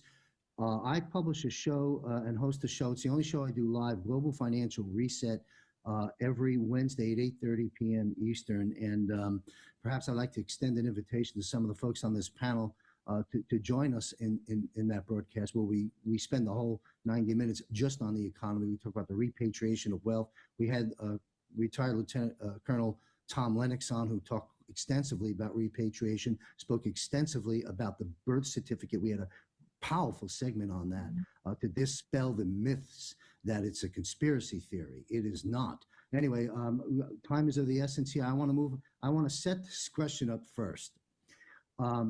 There's a lot of attention that I see out there in the public square, if you will, within our movement, about issues that we normally wouldn't take on in a military-based panel talking about the war we're engaged in. But you know what? It's an appropriate question to ask. And so therefore, I'm going to go there. We'll start with Michael Jaco. We'll go through the board, and then we'll wrap up. Do you believe, Michael, that there are, let us say, non-human entities involved with Earth at this time? Galactic partners, we know about clones, masked individuals, CGI, aliens, reptilians. Question is, do you believe there are non-human entities in some fashion or another involved with planet Earth right now? Yeah, absolutely. And a lot of people that I have worked with in the past believe that as well. I've done a lot of shows. I've been on Gaia, Cosmic Disclosure, where I talk about a lot of the secret space program stuff. You look at Operation High Jump. That's where Admiral Byrd went down to Antarctica to basically take on the Nazis that were still down there, and they sent him home running because they had extremely high technology, and they destroyed part of his fleet. So they took off. So the Nazis had obviously gotten advanced technologies, Draco Reptilian. So Draco Reptilian, if you look at the Gene Roddenberry Star Trek series, the Klingons were, he even said that, and he was a former Air Force guy, and he talked about how, Star Trek was real. He was basically just letting everybody know what was already out there. And so we've seen a lot of this over the years where, we've seen all these movies and so forth that have leaked all of this. I think this is the year where we're going to see probably disclosure. So it'll be very interesting. A lot of people have already been exposed to it. Many of us have been talking about it. Brad and I have talked about this quite extensively in shows. So it is one of those things that, it's still, forbidden knowledge, so to speak, where a lot of people don't talk about it. And that's on purpose because they don't want this to be revealed. So there's a lot of, pushback, MJ12, I've been pushed back on some of this stuff. I know a lot of people that spoke out about this stuff that are no longer with us. They really crank down on people that disclose this. So bravo to you on bringing this. This is a very touchy subject and get you in a lot of trouble. You have to be very brave to talk about this. So yeah, kudos and bravo to you for bringing it up. Thank you. Well, thank you, Michael. And quick question: would it be a fair statement to say that some of these non-human entities of sorts are friend and foe? I mean, would that? Oh yeah.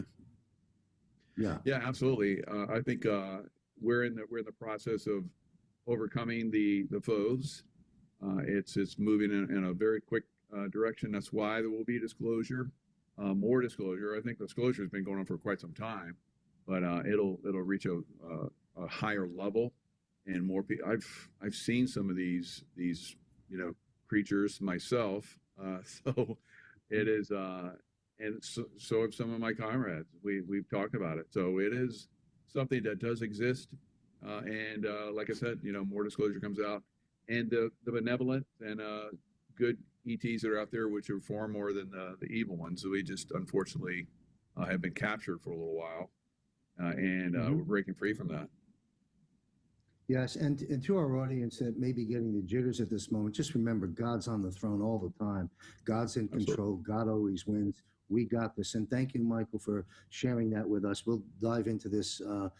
I'd like to maybe do a special report with you at some point, or some other broadcast. If you and Brad know this stuff, we'll off this military panel. We'll jump more into that at a later time. Derek, do you want to comment on this topic? I know there's no executive orders you can refer to concerning this, but yeah.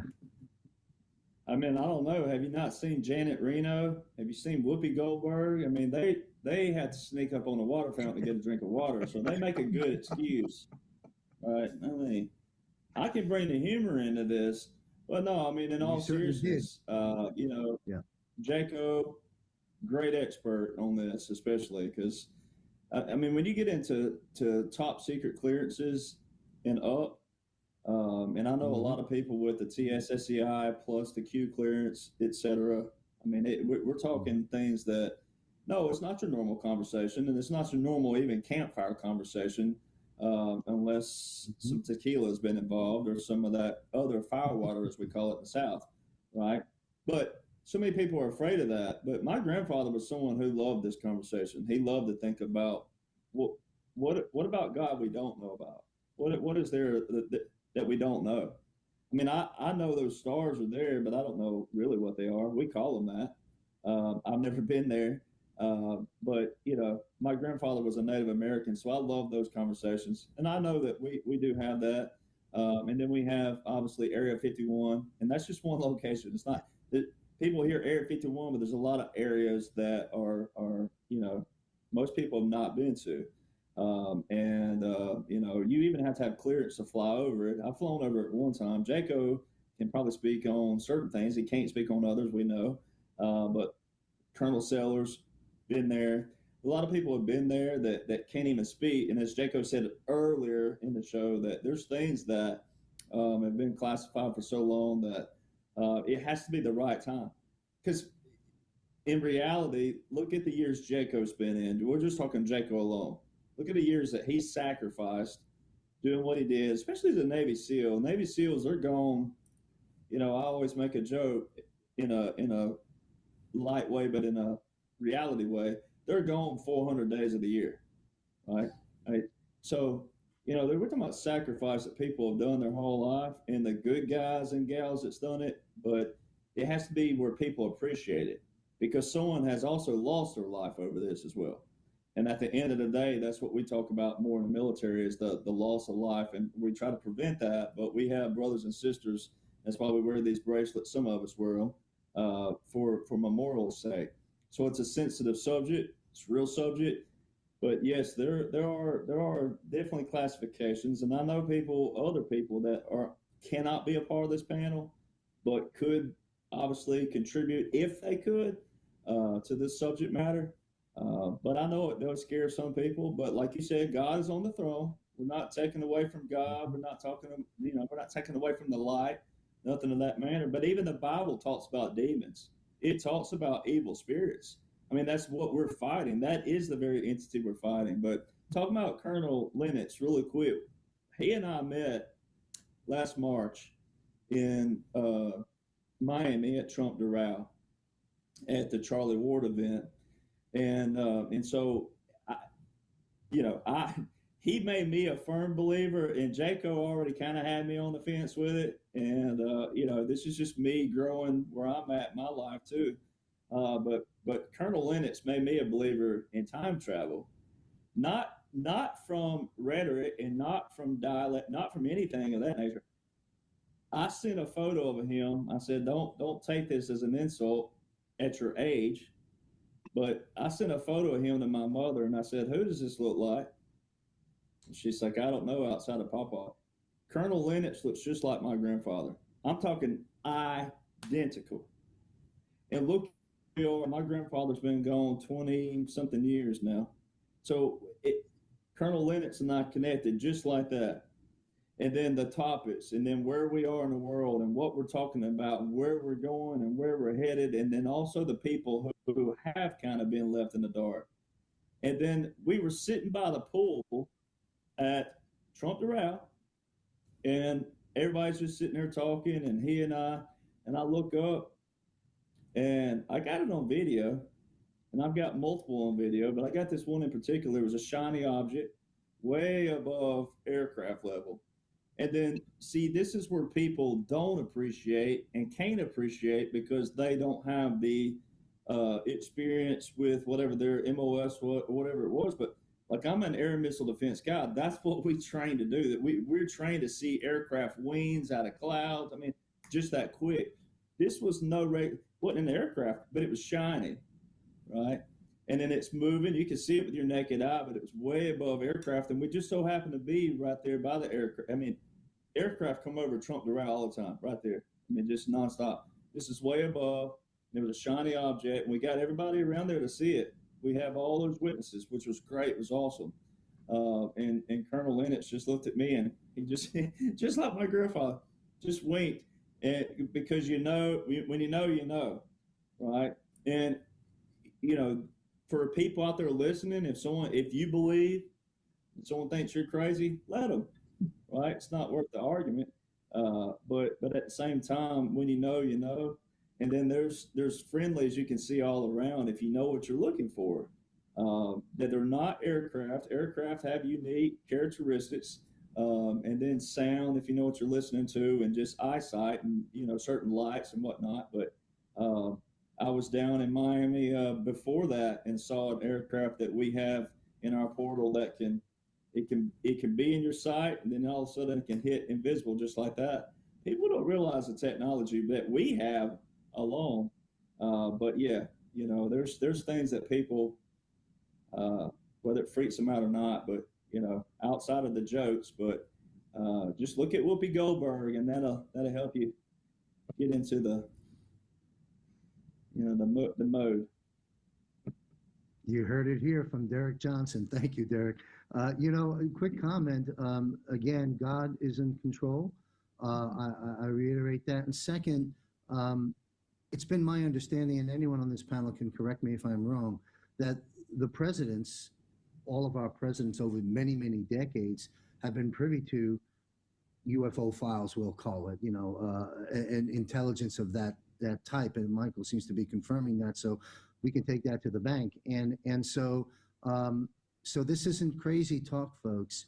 And I do believe, like Michael said a moment ago, we're going to come to a point where we'll actually we're at a time of revelation, time of reveals, time of exposure. We always equate that to deep state related characters that we want to arrest and try at Gitmo. While all that's true and happening and good, this is also something that's to be revealed responsibly and slowly over time, and I believe that's going to be happening. We'll take the same question to Brad and then Sheila, and we'll wrap up the broadcast. Take it away, Brad. Sure. I think it's important for people to see it from a grounded standpoint. First and foremost, NORAD and NATO acknowledge it. And Space Force wasn't just created as it was originally initiated by President John F. Kennedy, the starter, as many people are familiar with that adage, and then the finisher, President Trump, brought it into reality. So Space Force during Kennedy's administration, isn't that interesting? And from an acknowledgement standpoint, if anybody wants to do a little fact finding, there's a gentleman by the name of Paul Hellyer, H-E double hockey sticks, Y-E-R, and he was the National Defense Minister for Canada from like 1963 to 67. And he was at the Washington National Press Club in 2001 when that guy, Stephen Greer, everybody's familiar with that name now, came out to do the request for disclosure with military, senior military, the American governments and other governments, saying we want disclosure on not only UFOs, but also extraterrestrials. And what Paul Hellyer did is said, extraterrestrials are 100% real. they live among us. We've known about this in Canada since I was the National Defense Minister being briefed, as well as the craft. And then between 2014 and 2022, Department of National Defense in Ottawa at NDHQ acknowledged and started releasing some redacted and classified documents on the over 15,000 UFO sightings that had been reported and or investigated. And from a personal level, I've had several incidents of witnessing what you would call, UFO craft from the age of 12, coming home with Royal Canadian Air Cadets on a Thursday night with my dad in the car up our street. And we live just about 35 kilometers away from Pearson International Airport. And we see these aircraft sky go crazy, going all around each other for several minutes. My dad didn't speak. And when they finally just disappeared. They went like up into the heavens, disappeared. We got home and we called the Brampton Regional Police Department at that time. This is pre-911. Couldn't get through, because who are you going to call? Like Ghostbusters, right? Finally got through, let them know what we had saw. They said, we know about it. And at recess the next day in school, because this is young elementary school for me, all the kids had heard about it. Everybody had heard about it. There was no mention in the news. So just like we've seen now from a conspiracy standpoint over these last several years, as much of what doesn't get acknowledged in the mainstream, which is like one of the biggest tells as well that yes, it's true, because they didn't have Reuters and AP fact checks back then in the 80s, right? And then Derek and I together in Arizona with Mark Atwood, we walk out after, having a chat on Truth Tour, and Mark's like, there we go. And we look up and we're seeing the craft in the sky appearing. We actually had one in Cheyenne, Wyoming, which I think one of the guys on Truth Tour, Lewis's crew, Doug Wright, caught on camera, which is believed to be Space Force TR-3B or whatever that craft designation is. And just a final aspect of this for people, there's analog video all the way up until relative video today that you can find off your iPhone of people whose eyes will shapeshift on camera. Camera lenses have changed in the media over the years, and you can go back to that. You can find those online. You can actually put it through the Hive or other AI or fake news type of trickery lens filters and find out that some of that is actually fact. You have the photographs. And in an age right now where information is at your fingertips and it's easy for you to not just leverage intuitive discernment, but actually go out and do deep dive research and pull this together, there's so much out there to acknowledge that, yes, it is, whether it's the pyramids of Giza and everything that lives underneath it, to Atlantis, to all these other things and off continent, but there's nothing to be afraid of from my standpoint. Whether it's the lizard people that lived under LA in 1934, acknowledged in whatever it was, the LA Times, right? In all those dens, to other off-world people living among us who also might be operational right now in the Department of War because of what they do. And maybe they have a hand at that 6th generation F-47 fighter. I don't know.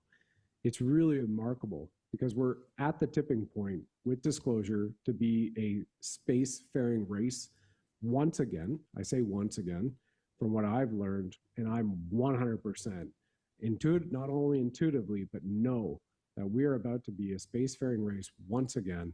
And just take a look at the last 2 weeks of announcements. Directed energy weapons acknowledged last week by the Department of War, laser beams, right? And now that's acknowledged. And then some of the other craft and the cloaking mechanisms that Darren mentioned, just like the Klingons did in Star Trek with Gene Roddenberry. I think it's freaking amazing. Incredible. And folks that might be thinking, why is Chambers invoking this subject on a wartime analysis panel? Well, we might as well know all the players in the war, friend and foe. So we've invoked this discussion for that very reason. I want to thank everyone for commenting on that. Sheila, will you close us out with any experiences you have, comments, opinions, or facts you care to share with us about the subject of non-human entities, if you will, here on Earth? There's many. My father was a medic in the Army, and he witnessed a lot of things. He was at Area 51, and and all he would say, yes, that's true. No, that's not. They're making it up. That's dramatic. No, that's real. And that's all he would say. He only discussed it with other Army buddies. He wouldn't discuss it with us. And so that I know that aspect of it. What I'm more familiar with is the lizard people, the reptilians, the globally, I've seen it, witnessed it. I've witnessed shape shifting, and the children that are pulled out. That's one of the things they're describing right away because they've never been around anything like this, and they've actually. When they've been in the lines waiting to see whether or not they're going to live or die or they're going to be tortured or whatever is going to happen with the evil people in the world that capture our children, they've seen them shapeshift and they know who they are and they know how to pick them out. And globally, you see big bears at entrances with gates and everything, and those are around the world. And the reptilian people have that same. It's the same design of a reptilian with certain kind of feet and the face and the front of the face coming straight out.